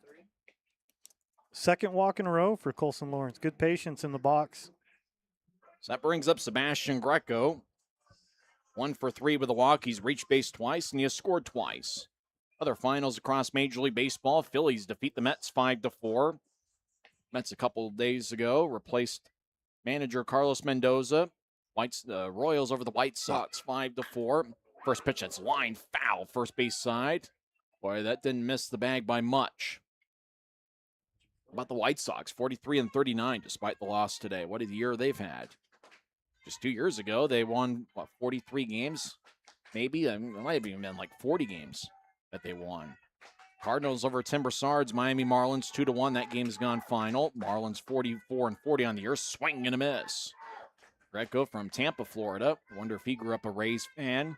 Rays got a 5-1 victory over the Diamondbacks today. Guardians defeat the Mariners 6-5. Bottom of the 4th inning, Dodgers and Padres are tied at 1. Greco slices one foul. Evan Parker skips out of the way. Nolan Ficklin just backhanded that ball like he was meant to be. That was a beautiful play. Ficklin's an athlete. Pitchers are athletes too. That's what they'll tell you. Here we go. Ficklin and Kyle Lewis getting loose in the bullpen. Certainly wouldn't be a save situation when they come into the game. Swing and a miss. As Greco chased one out of the zone high. That's the second out. And with Murray throwing as hard as he was, he took something off that one at 83 miles an hour. But Murray's a guy that can bring it up there in the low 90s.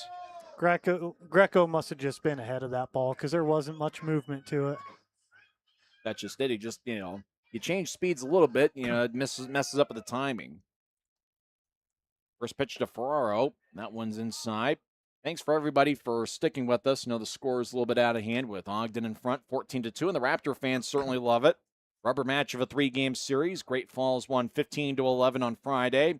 Last night was 18-17. Next pitch, that one's high as Murray's overthrowing just a little bit.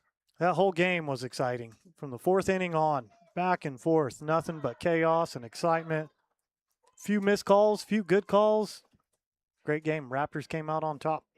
Everybody but the pitchers and the pitching coaches had a good time last night. The 2-0 to Ferraro is fouled back to the screen.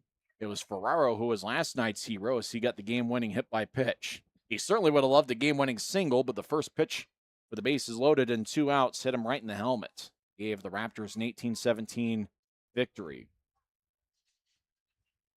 Ferraro's back in there today. Right-handed hitter, second-year pro. Next pitch, that one misses inside. The count's 3-1. There we go. Booth next door has binoculars. We might need to borrow those, Tyson. Well, that's why I got glasses a few years ago. But even then, you look over the net, and sometimes it'd be tough to spot those numbers. The 3-1 foul back to the screen. I was doing games in Idaho Falls. They'd have a foul ball back to the screen. They had a sponsor and kind of a fun jingle with a mattress sponsor. Oh, yeah. Every time. By the end of the summer, that's all you'd be thinking about. It'd be 2 a.m. You're trying to get some sleep, and you're going, remains. That's brutal. Yeah, that's good advertising right there. The 3-2 snap foul off the catcher, Will Hoyt. But it always start with some voice guy, some deep voice guy. That foul ball went straight back. Let's get your back straight. You'd be doing road games. You'd be doing something at 2 p.m. in the office, and you just start reciting it. Ferraro bounced it to second. Backhand feed by Blazek. He fires to first. That retires the side as Blazek got it on the backhand and fired it to first to get Ferraro out. So Raptors are held scoreless in the bottom of the 7th on 1 walk, 1 left. We head to the 8th. Raptors 14, Voyagers 2. You're listening to the Ogden Raptors Baseball Network. Bowman Kemp Manufacturing has been in business for over 50 years. From the humble beginnings of Lael Bowman and Mel Kemp, The company has grown into a large steel facility, supplying structural steel, reinforcing steel, and basement window systems. The rebar and structural departments supply the United States, while the basement window systems division supplies the United States and Canada from coast to coast.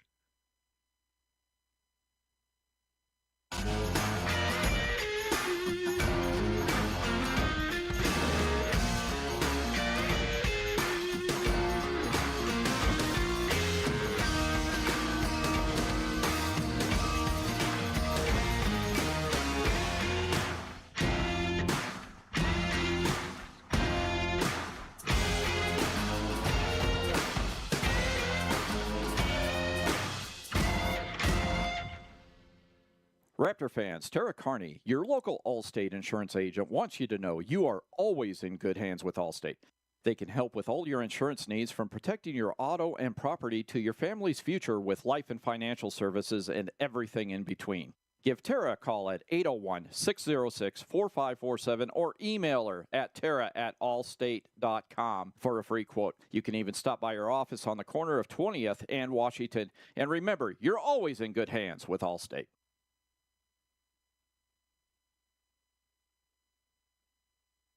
We are big enough to where we have established processes and procedures to protect you, but we're small enough to where there's still an owner involved in the day-to-day operations to ensure that we don't lose that personal touch. We'd love to tell you more about us, and feel free. We head to the top of the 8th inning. First pitch from Nolan Ficklin is inside, as it's a 9-1-2 hitters for Great Falls. And Ficklin, boy, it's about a guy that is pretty much every day. You can find him on the mound. It's his 20th appearance of the season. Bouncing ball up the middle. Valentine gets on a high hop. Fires to first, and there's one away. Good play by Chase Valentine, displaying some range to his left, as Temis varies the first out here in the top of the 8th inning. Yeah, I'd like to mention Voyagers batters just finished with their third time at bat. Their lineup just finished, third time total. Raptors players, we have two more batters, Cole Jordan and Wilkinson, and they will see their 5th time through the lineup. First pitch, that one hits the inside corner to Zach Blazek. Well, you know you're going to win a lot of games if that's the case.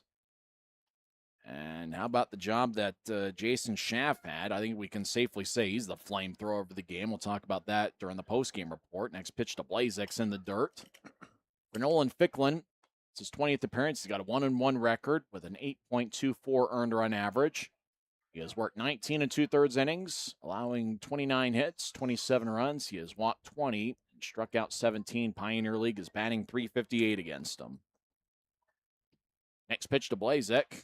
It's a fly ball left field. Stancato racing towards left field line, and in fair territory makes a nice basket catch for the second out.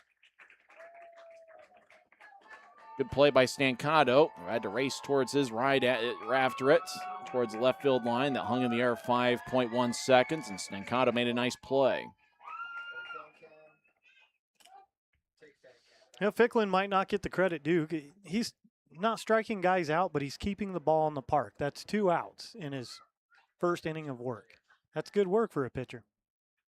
Only one of 2 Raptors were left-handed pitchers. And 3 if you count Stancato and the one appearance he's made this season. And I imagine we'll see Stancato a little bit more as the season progresses on the mound. If nothing else, then to see if we can get Ficklin a day or 2 off. Next pitch to Schmack. That's inside. 2 balls, no strikes to Kyle Schmack, who's 0 for 3 on the afternoon. Skipper keeps that tool in his back pocket. Nice and close. Stancato comes in useful when you have a stud right-hand batter that you need to shut down in a game. Schmack bounces up the middle, and it's going to get past Jordan and into center field for a base hit. So Schmack gets his first hit of the afternoon. He's now 1 for 4, and that brings up Tommy Specht, who's 0 for 3. That's a 4th hit for the Voyagers this afternoon. And, well, what can you say about the job that Jason Schaff did on the mound? His second great outing. He had 7 shutout innings in his pro debut on June 21st. Today, worked 7 innings, gave up 3 hits, 2 runs, 1 of them earned. He walked 2 and struck out 8. First pitch to Spechts off the end of the bat and foul third base side. Schaff made 97 pitches, and threw 60 strikes.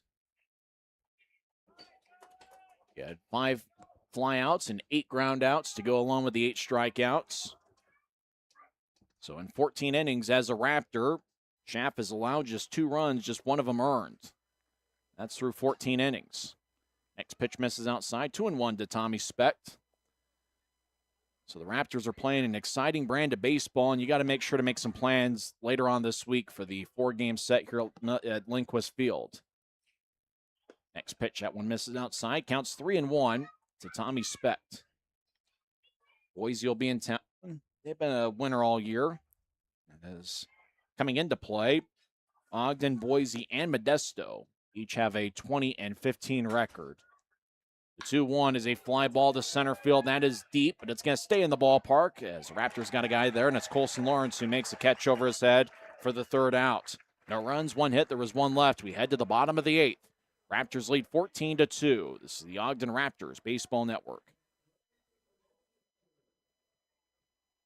At GCB Computers, we specialize in high-quality, refurbished computers that save you money without sacrificing performance. We believe in use it before you buy it.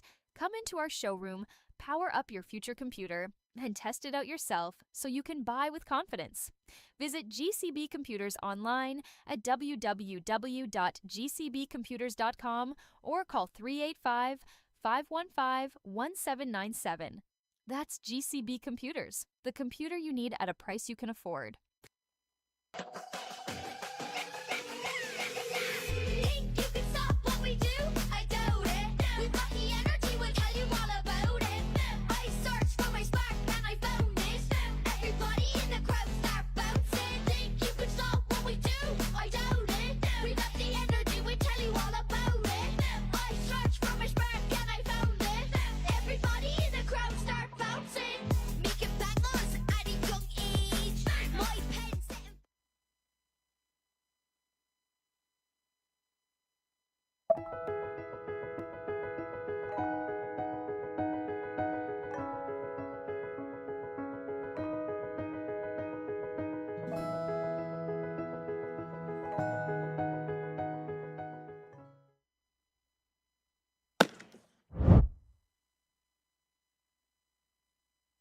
GCB Computers.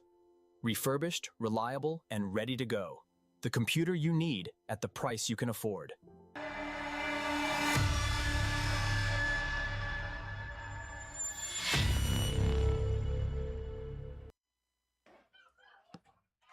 We headed to the bottom of the 8th inning. Now we've got a few changes. We have a new pitcher for Great Falls, and it's A.J. Kostick, the right-hander, making his 3rd appearance of the season. And a pinch hitter for the Raptors is Tyler Gannis. It's going to bat for Cole Jordan here to begin play in the bottom of the 8th. And on deck will be Efren Monzo, and he'll probably bat for Dylan Wilkinson. Kostick, the tall right-hander, first pitch hits Gannis right in the back.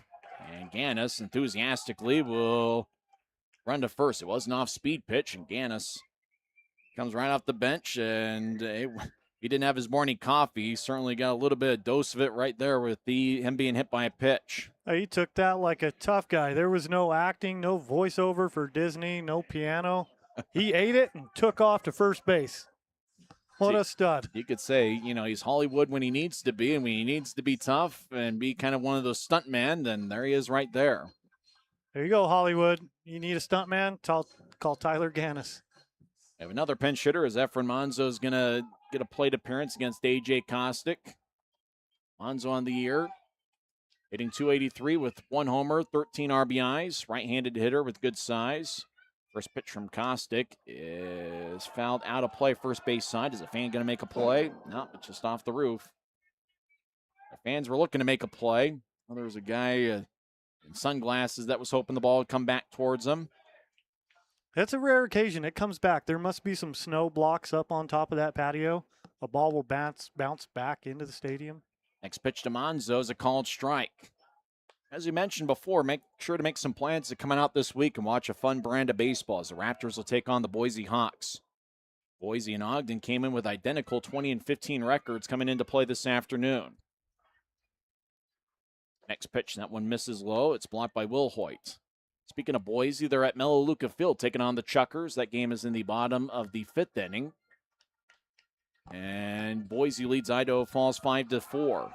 Boise has dropped 2 straight to Idaho Falls. The Chuckers made a managerial change as Les Lancaster, the former Chicago Cubs right-handed pitcher, resigned, and Bob Malacky, who was a big league veteran in his own right, many years of the Baltimore Orioles, took over as manager.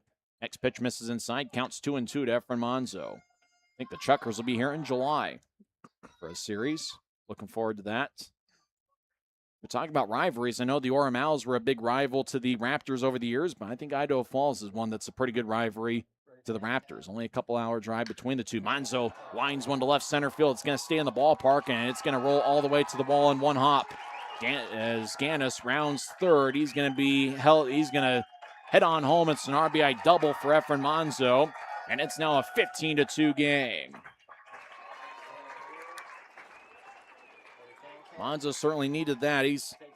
Hasn't really cracked the lineup all that often lately, as Evan Parker gives him a high five at second base as they get the equipment from Monzo, and he certainly needed that. That was a bullet towards left center field, and another double for the Raptors. Great hit. Yeah, like you mentioned, Monzo hasn't seen much playing time. He was DH for a few games, and then Greco stepped in as DH. So I'll bring up Chase Valentine. After trying to keep a little bit of suspense, obviously the outcome isn't really in doubt, but maybe Valentine could get a triple and see if he can complete the cycle.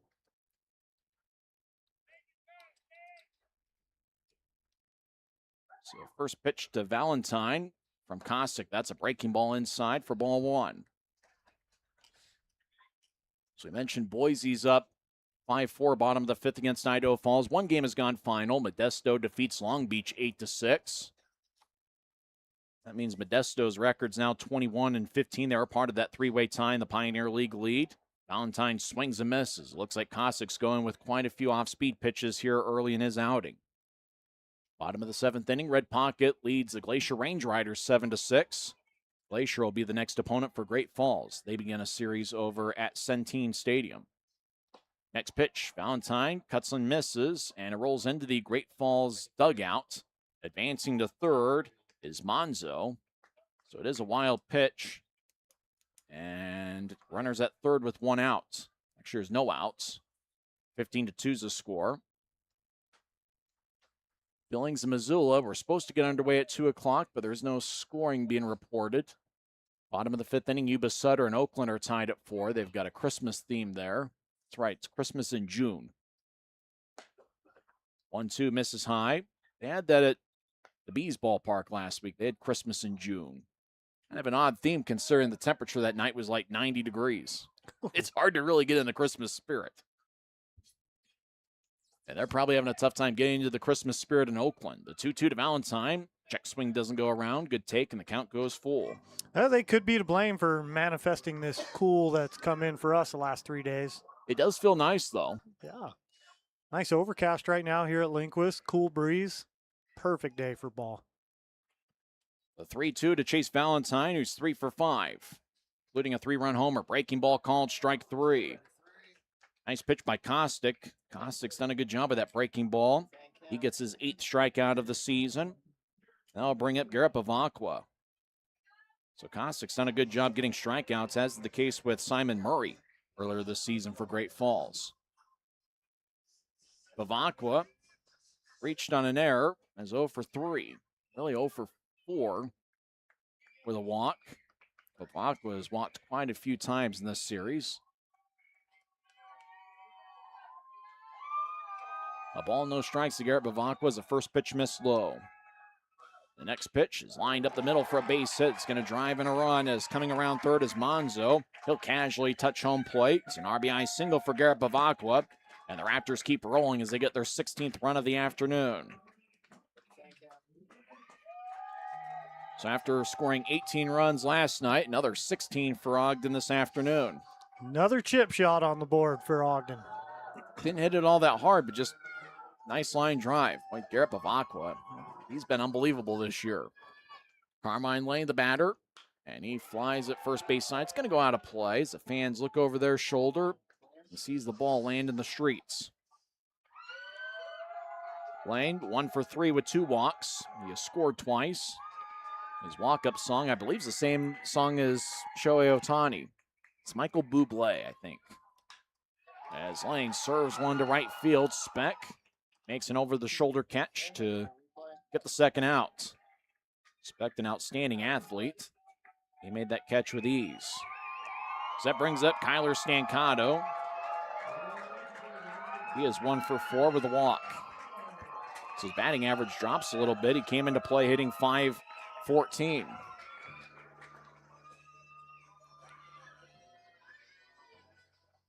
Stancato, left-handed hitter. A.J. Kostic's on the mound. He fires to the plate, and that misses. Kostic, 6'1", and actually 6'3" and 215 pounds out of Lamar University from Phoenix, Arizona.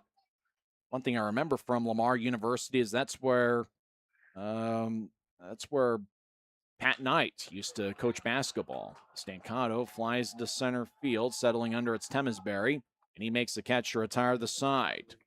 But the Raptors scored twice in the bottom of the 8th, and they take a 16-2 lead heading into the 9th. You're listening to the Ogden Raptors Baseball Network.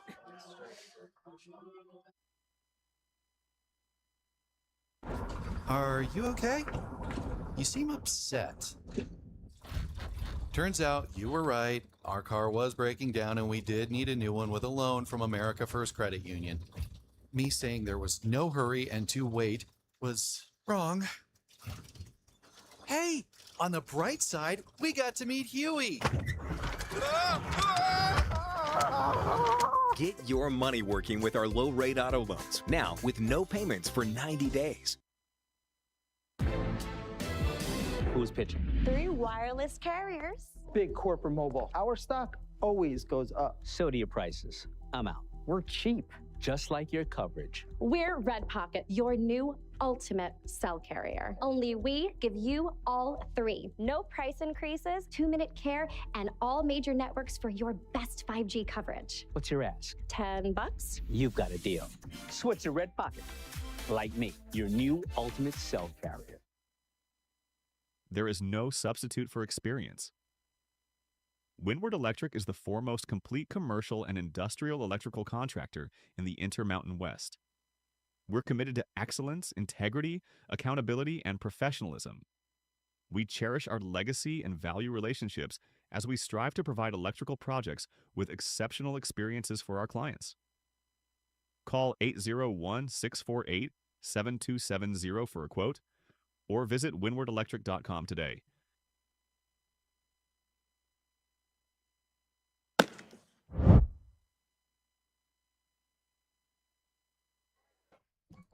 Now, if you're a Raptors fan, you probably enjoy the score you're seeing on the Score Bug, either on Home Team Network or on the Ogden Raptors radio network, which is on the Raptors YouTube channel. It's 16-2 Ogden in front of Great Falls here in the rubber match of a 3-game series. Some defensive changes. Nolan Ficklin is still on the mound. In fact, if I remember right, he's named after Nolan Ryan, the famous pitcher. First pitch misses inside to Trey Cruz for ball 1. Tyler Gannis is now in the game playing first base. He got hit by a pitch in the bottom of the 8th. Gio Ferraro moves from first to second, and now playing in center field is Bradley Pell. Next pitch, and that, boy, Cruz unhappy at that. As Ficklin said, give me a ball. As Cruz, now it looks like he's having a lighter moment. He's kind of smiling about it. As Cruz looked like, pitches inside, he stared back at Ficklin, and Ficklin's like, give me a new ball. It's all right. I love Ficklin's intensity when he's on the mound. Very abrupt stepper. He's ready to go. Next pitch. That one's yanked outside for ball 3. Trey Cruz going with the Jordan 1s, which I believe they've customized some spikes in the bottom of those. It's got to be the shoes. And Trey Cruz been hitting all year. The 3-0. That one's outside. A 4-pitch walk to Trey Cruz. Those shoes are nice. Kind of interesting to see all the pinch hitting and the changes when you're winning 16-2. These are the changes that I was anticipating to see Skipper Pay make to get back into the game. I don't think you're getting back into a 16-2 game. It is Pioneer League. I think we can say this one is going to be a Raptors win. If the Raptors lose, I'm walking home. I'm walking back to Kearns if they blow this lead. Ooh. That's a bit of a hike, Tyson White. You know what happened in 1989? Phillies were playing the Pirates, and the Pirates scored 10 runs in the top of the first inning, and Jim Brooker was doing radio. He was one of the Pirates radio guys, and he said, if we blow this game, I'm walking. If we lose, sure enough, Phillies come back, they win the game. And then when the season ended, Jim Rooker went back towards Philadelphia and walked all the way to Pittsburgh. Had some charities involved, made some money for a good cause, and he walked from Philly back to Pittsburgh. Swing and a miss to Ethan Ott, and the count's 0-2. All right, let's get the Standard Examiner and hold you to this one. Don't think the Raptors are going to lose this game. I think they're okay. If not, then you know what? I'm walking home. It's all right. Couple challenges going on today. 16-2, top of the ninth inning. 1 on, no outs. Next pitch, that one is inside in the dirt, blocked by Wilkinson. Have to do a crawfish boil for our Louisiana boys, see if we can hang in Utah, and you're going to be doing some walking. What, you think the Voyagers are going to score 15 runs here? Next pitch to Ethan Ott, and that one's yanked inside. Count goes full. Nobody warming up in the Raptors bullpen as Ficklen's in his second inning of relief. What an outing for Jason Schaff. He worked 7 innings. He gave up 3 hits, 2 runs, 1 of them earned. He walked 2 and struck out 8. And remember, those 2 runs came in the 7th inning. At one point, he had retired 18 of 19. That one's tapped off the glove of Wilkinson. Foul. Count stays full. It's fun that we can involve Jim Rooker into our broadcast, him walking home after the Pirates blew a 10-run lead. We can talk all sorts of fun baseball history stuff. And we'll do so in that Boise series. A 3-game set next week. Ooh, are we going to have some fun? Next pitch misses outside. Back-to-back walks here in the top of the ninth. I would like to make everyone aware that's listening, Tyson Whiting, all this information is coming out of his brain. He is not Googling. He's not looking at the internet, although he has that accessible at his fingertips. Just a man with the information. Hey, baseball history's fun. Sports history's fun. My favorite channel growing up was ESPN Classic. It still would be if ESPN Classic still existed. First pitch misses inside to Ryan Shonsby. It's very fun. I love listening to it. Do not have the brain that you have. Sadly, my brain is used on sports trivia. I'm about the dumbest person you could ever meet. Believe me, I'm not that smart. Next pitch to Shonsby, and that's fouled out third base side now to play.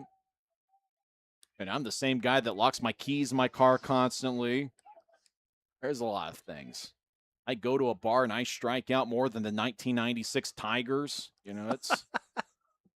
Hey, you're doing what you're meant to do here, sitting in that chair. You're doing a great job, Tyson. Hey, we're having some fun. Arden Locke, the voice of the Raptors, is off on assignment. She'll be back on Friday. Next pitch misses inside. Counts 2-1 to Ryan Shonsby. His last name is spelled Skjonsby.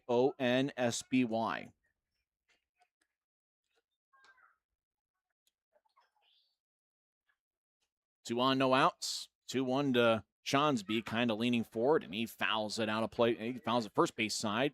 It's kind of a bit of a roller towards the Great Falls bullpen. Eric, it's been fun hanging out with you this afternoon. Kind of a calm crowd. Beautiful weather. You can't beat this. Oh, it's been an outstanding day. Beautiful weather, like you said. Now, if somebody's sitting in the stands is eating some garlic fries and in the middle of it, just lay them down under your seat and we'll get them after the game.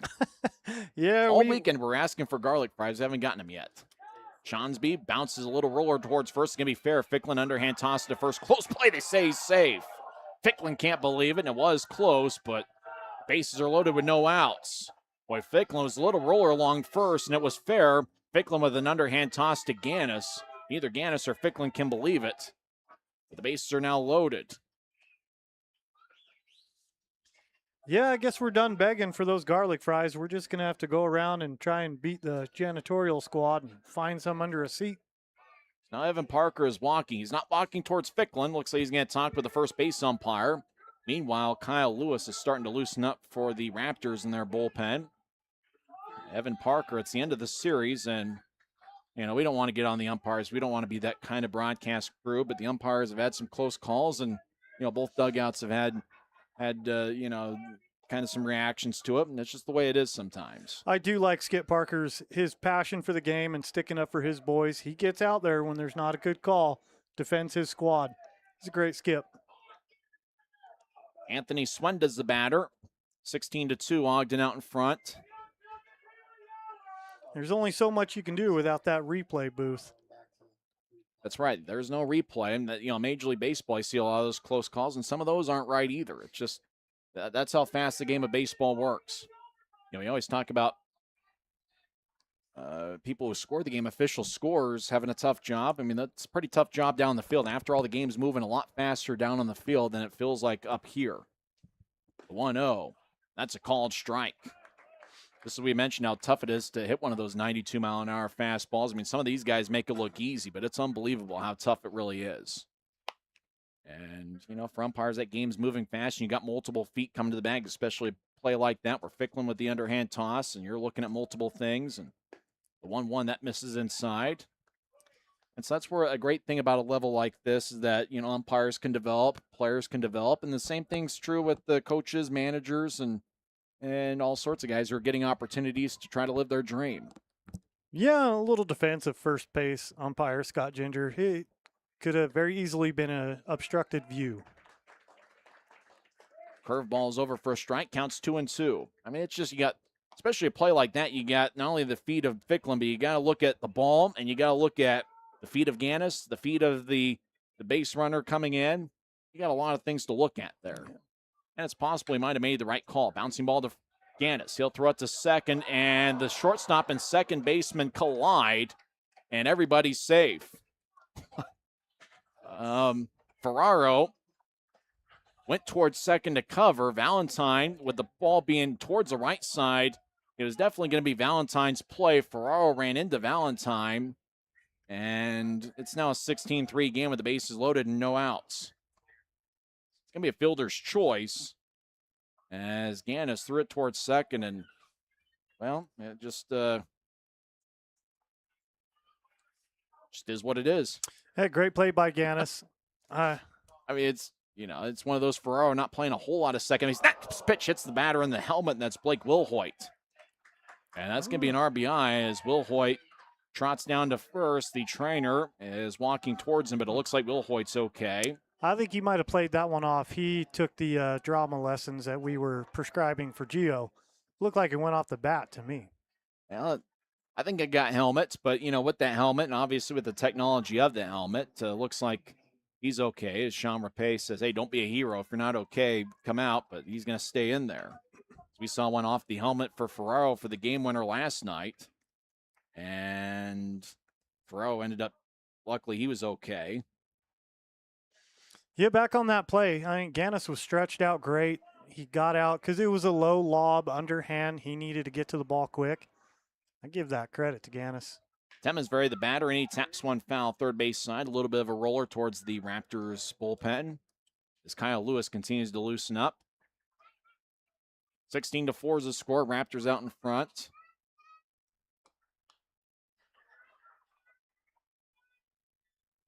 As time is called to the plate. Ficklin will step off the mound as well.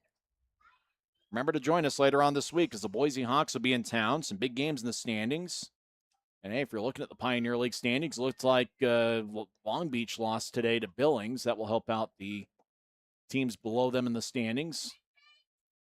As Modesto defeated Long Beach 8-6, but Modesto is one of those teams right up there in the mix as well. Pitch towards the plate. Now one misses, counts 1-1. It's coming into play. Boise, Modesto, and Ogden each had a record of 20-15.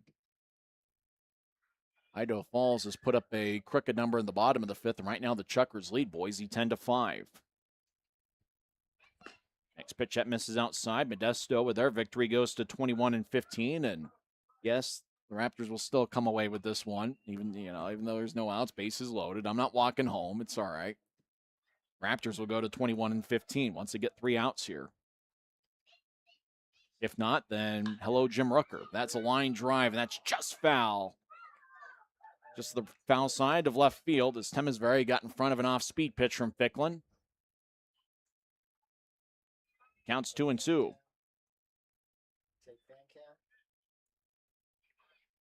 Boy, the stands are pretty quiet. And because of the cooler temperatures, it's not like that 90-degree day where everybody's looking to find shade, as everybody's kind of in their seats, whether it's in the sun or in the shade. But temperature's just about perfect. Maybe a light jacket if you're not used to it. Bouncing ball, that's tap foul near the plate. Boy, Ficklen's had to work hard. He's made 34 pitches so far. As he pitched a scoreless 8th inning, kind of battling a little bit here in the 9th. I'm Tyson Whiting along with Eric Kelleher. We're in the GCB Computers broadcast booth at Lindquist Field. Ficklin with a deep breath, and he fires. That one's a slider that misses inside. The count goes full. As Lewis continues to loosen up in the Raptors bullpen. Remember when PETA tried to change the name of bullpen to Arm Barn?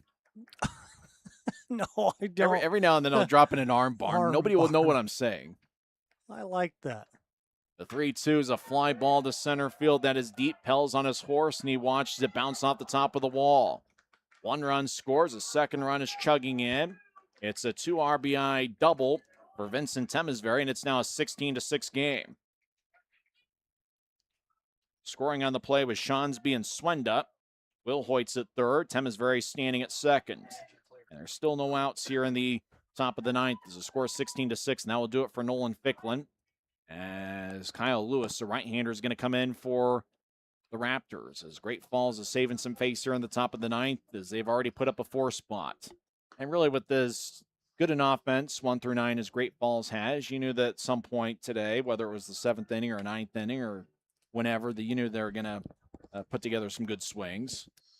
Yeah, every game, the last series they had, 6-game series, I believe they lost 4 of them by 1 run. Here with the Raptors, they had a 9th inning comeback. Raptors couldn't catch up. That was their biggest lead, their biggest margin of victory, 15-11. Yeah. Last night, lost it in the 9th by 1 run. So, you know, they have the capability. So 6 shutout innings for the Voyagers is not common.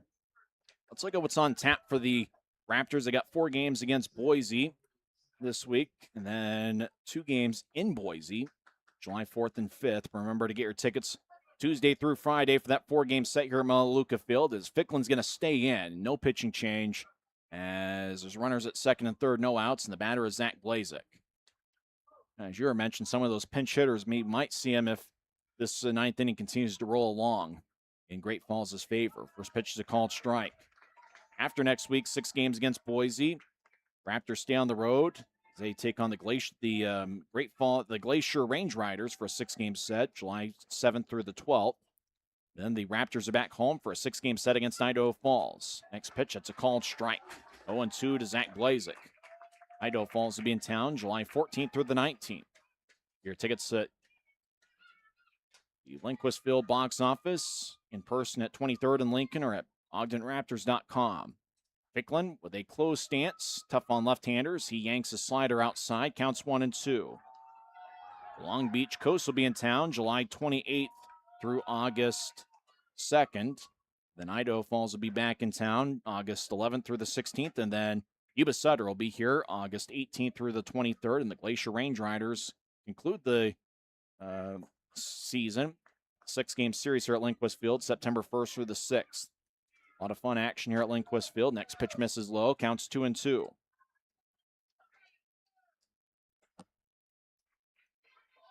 Stands are pretty quiet, although we haven't seen many fans leave. It looks like just about everybody's staying until the end. The 2-2. And that one's low, count goes full. That's going to be challenged by the Raptors. Oh, it's going to be close. This one really could go either way. It's on the edge.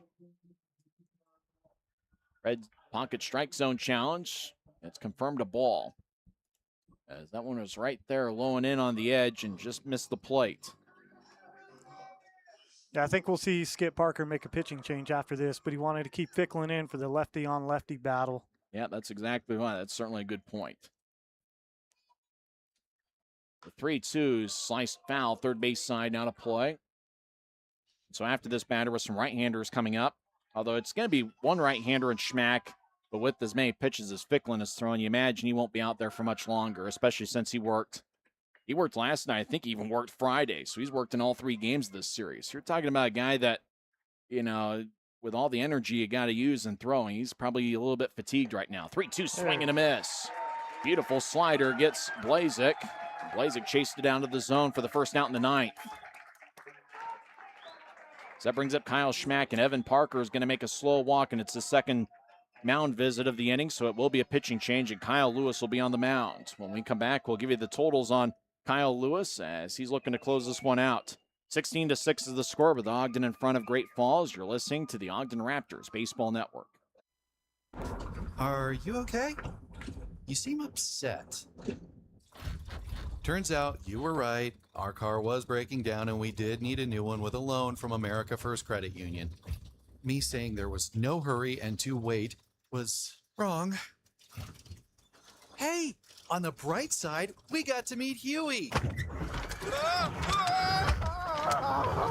Get your money working with our low-rate auto loans, now with no payments for 90 days. Do you thrive on a challenge? Does crafting complex parts ignite your passion?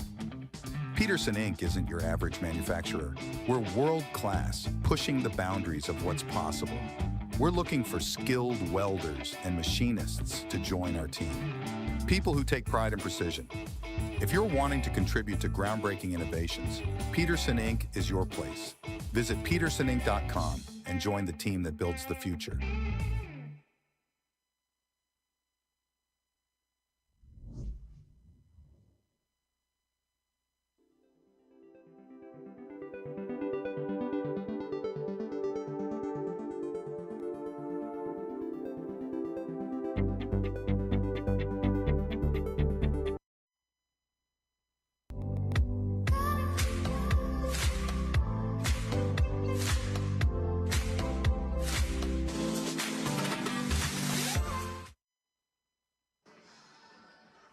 Now the score is Ogden 16 and Great Falls 6, as Kyle Lewis is the new hurler for the Raptors.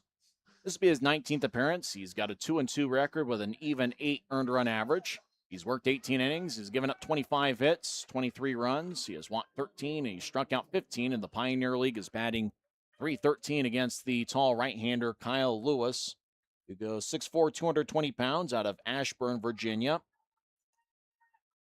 First batter you'll see is Kyle Schmack, who's got a 1-for-4 afternoon, single in the 8th inning.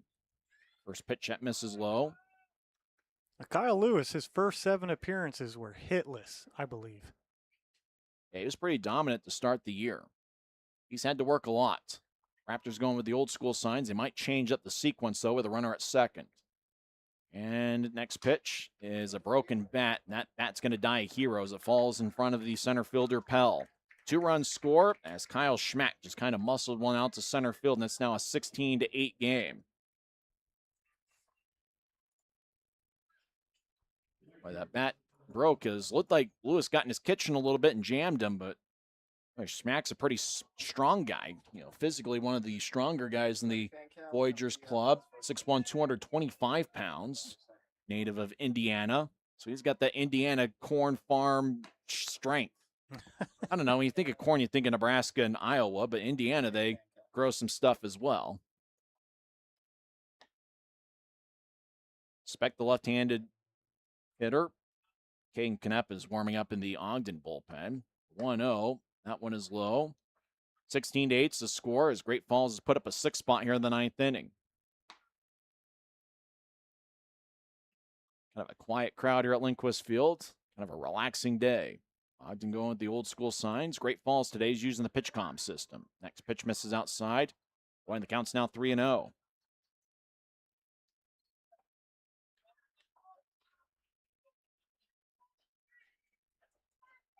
Ogden's already walked 2 in this inning, and there's been a hit by pitch.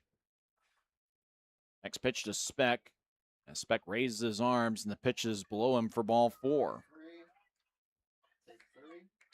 So now there's runners at first and second. There's 1 out. Raptors will be looking for a double play to end this thing. And meanwhile, while we're working on that, let's see if we can grab another Pepsi and see if Lewis can get a ground ball. Cruz the batter, wearing his Jordans. He has walked twice and is 0 for 2. Lewis comes set, takes a deep breath, checks the runner at second, and delivers. First pitch, well, that one misses.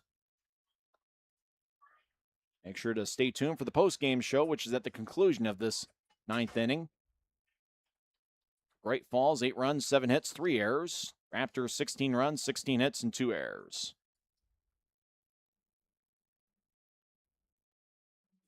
Lewis kicks and fires, and that one misses high. So it counts 2-0. Kane Knipe is warming up in the Raptors bullpen. As Carmine Lane, the third baseman, is going to come out and settle down Kyle Lewis. Remember, Lane was the catcher in last night's game. Wilkinson caught Friday, so Hank Dodson has been the starting catcher, hasn't caught in this series. Yeah, Wilkinson's done a great job behind the plate. He's kept everything contained, and he's an outstanding athlete. I thought Lane did a pretty good job last night. Blocking absolutely. pitches, threw out a base runner. Lewis comes set. And the 2-0 to Cruz. That's a fastball, and that one misses high. Yeah, Skip Parker's got a great backup situation going for Hank Dodson. As pitching coaches would moan and groan, oh, those bases on balls. Already 3 walks are in the top of the ninth. The 3-0 to Cruz, and that is a called strike. We'd call it the complimentary 3-0 strike, but it did catch plenty of the plate. You know, you get a complimentary breakfast when you go to a hotel, and you get a complimentary 3-0 strike on occasion. Lewis comes set, 16-6 of the score. Next pitch to Cruz, and that is a called strike. And that did catch his own. Counts full to Trey Cruz, who's been a solid hitter all year. Like to see him go with the heat again right here. Same location, same pitch. He stared at 2 of them. It's the 9th meeting between the clubs here at Lindquist Field this month. Both teams won 4 games against the others. Cruz flies one to left field. That is deep. That is high. And it is off the wall. Chugging around third is Schmack. Throw to the plate's going to be close, but he scores standing up. It's an RBI single for Trey Cruz. And it's now 16-9.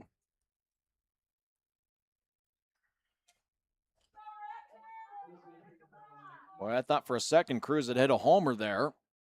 And oddly enough, Tommy Speck was only able to get 1 base off of it. It looks like Stancato had it tracked, but it sunk and hit the bottom of the wall. Nice opposite field hit by Trey Cruz, and Ethan Ott's the batter. Second time he's hit in this inning. 1 for 3 with a walk. No batting gloves. First pitch, that one misses outside. It looked like for a second, Cruz was thinking about taking off for second, and remember that Speck was there, and Speck hadn't taken off. Cruz finally proved me right with that open stance, right foot out, hit it opposite field. I believe both runners will take off, and they'll get fielders and differences after this pitch. No, they don't take off, but they're going to advance anyways. The throw is just a bit outside, wide of Wilkinson, and goes all the way to the backstop.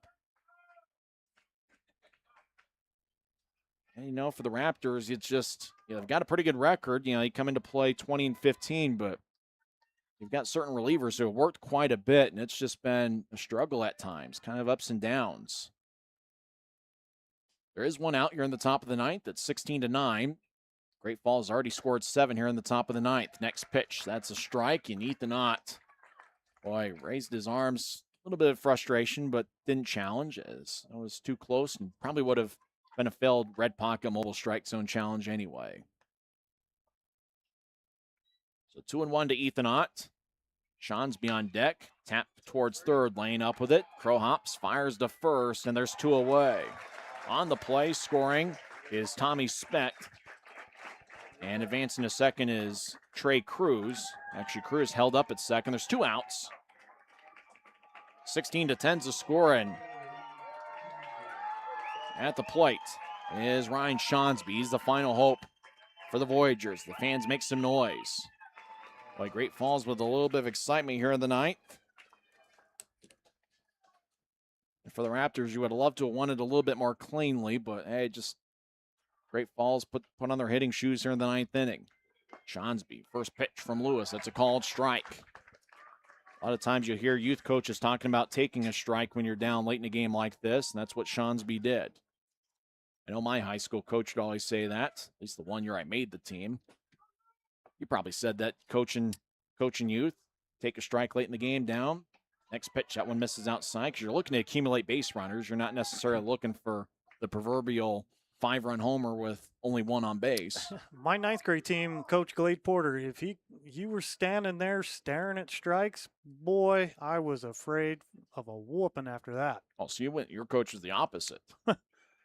Next pitch. That's a called strike, and the Raptors are one strike away from victory. Yeah, how are you going to hit the ball if you don't swing? You go down trying, not looking. Yeah, a lot of guys would say take one strike and see if you can work a walk. Fans are to their feet as Lewis tries to close it out. 16-10, Raptors out in front. Runner at second, he's got a pretty good lead. And Lewis fires. He overthrows and misses outside for a ball. That one's 93 miles an hour. This is the 12th batter for Great Falls in this 9th inning.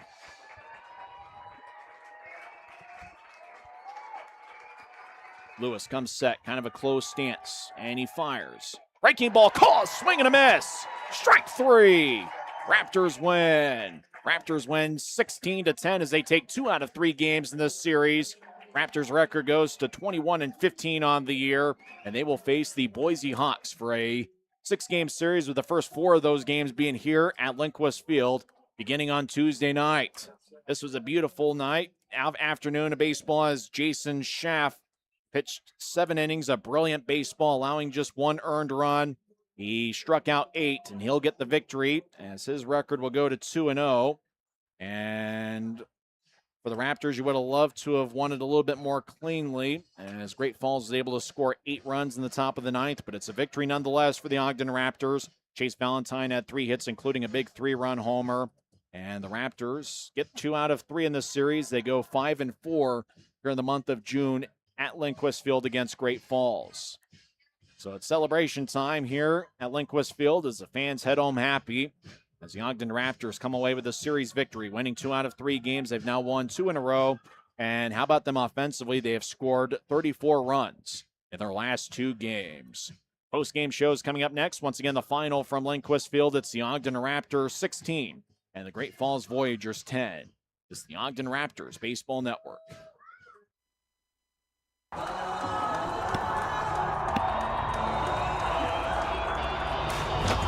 Whatever you do, don't drop the ball at the Raptor Stadium. And we don't want to let you drop the ball for your insurance. We want to make sure that you have the proper coverage and the best price. Here at the Insurance Center, we're going to take care of you. We've had a great relationship with the Raptors, and we want to have a great relationship with you. Your auto, your home, your life, your health, your business. We have experts that are there to take care of you. We've been doing this for a long time. We are your trusted choice insurance agency here locally. We are the only best practice insurance agency north of Salt Lake. Realize that we're going to take the best care of you.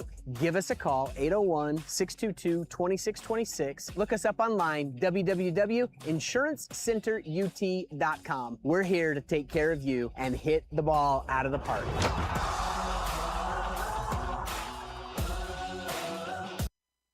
At GCB Computers, we specialize in high-quality, refurbished computers that save you money without sacrificing performance. We believe in use it before you buy it. Come into our showroom, power up your future computer, and test it out yourself so you can buy with confidence. Visit GCB Computers online at www.gcbcomputers.com or call 385-515-1797. That's GCB Computers, the computer you need at a price you can afford.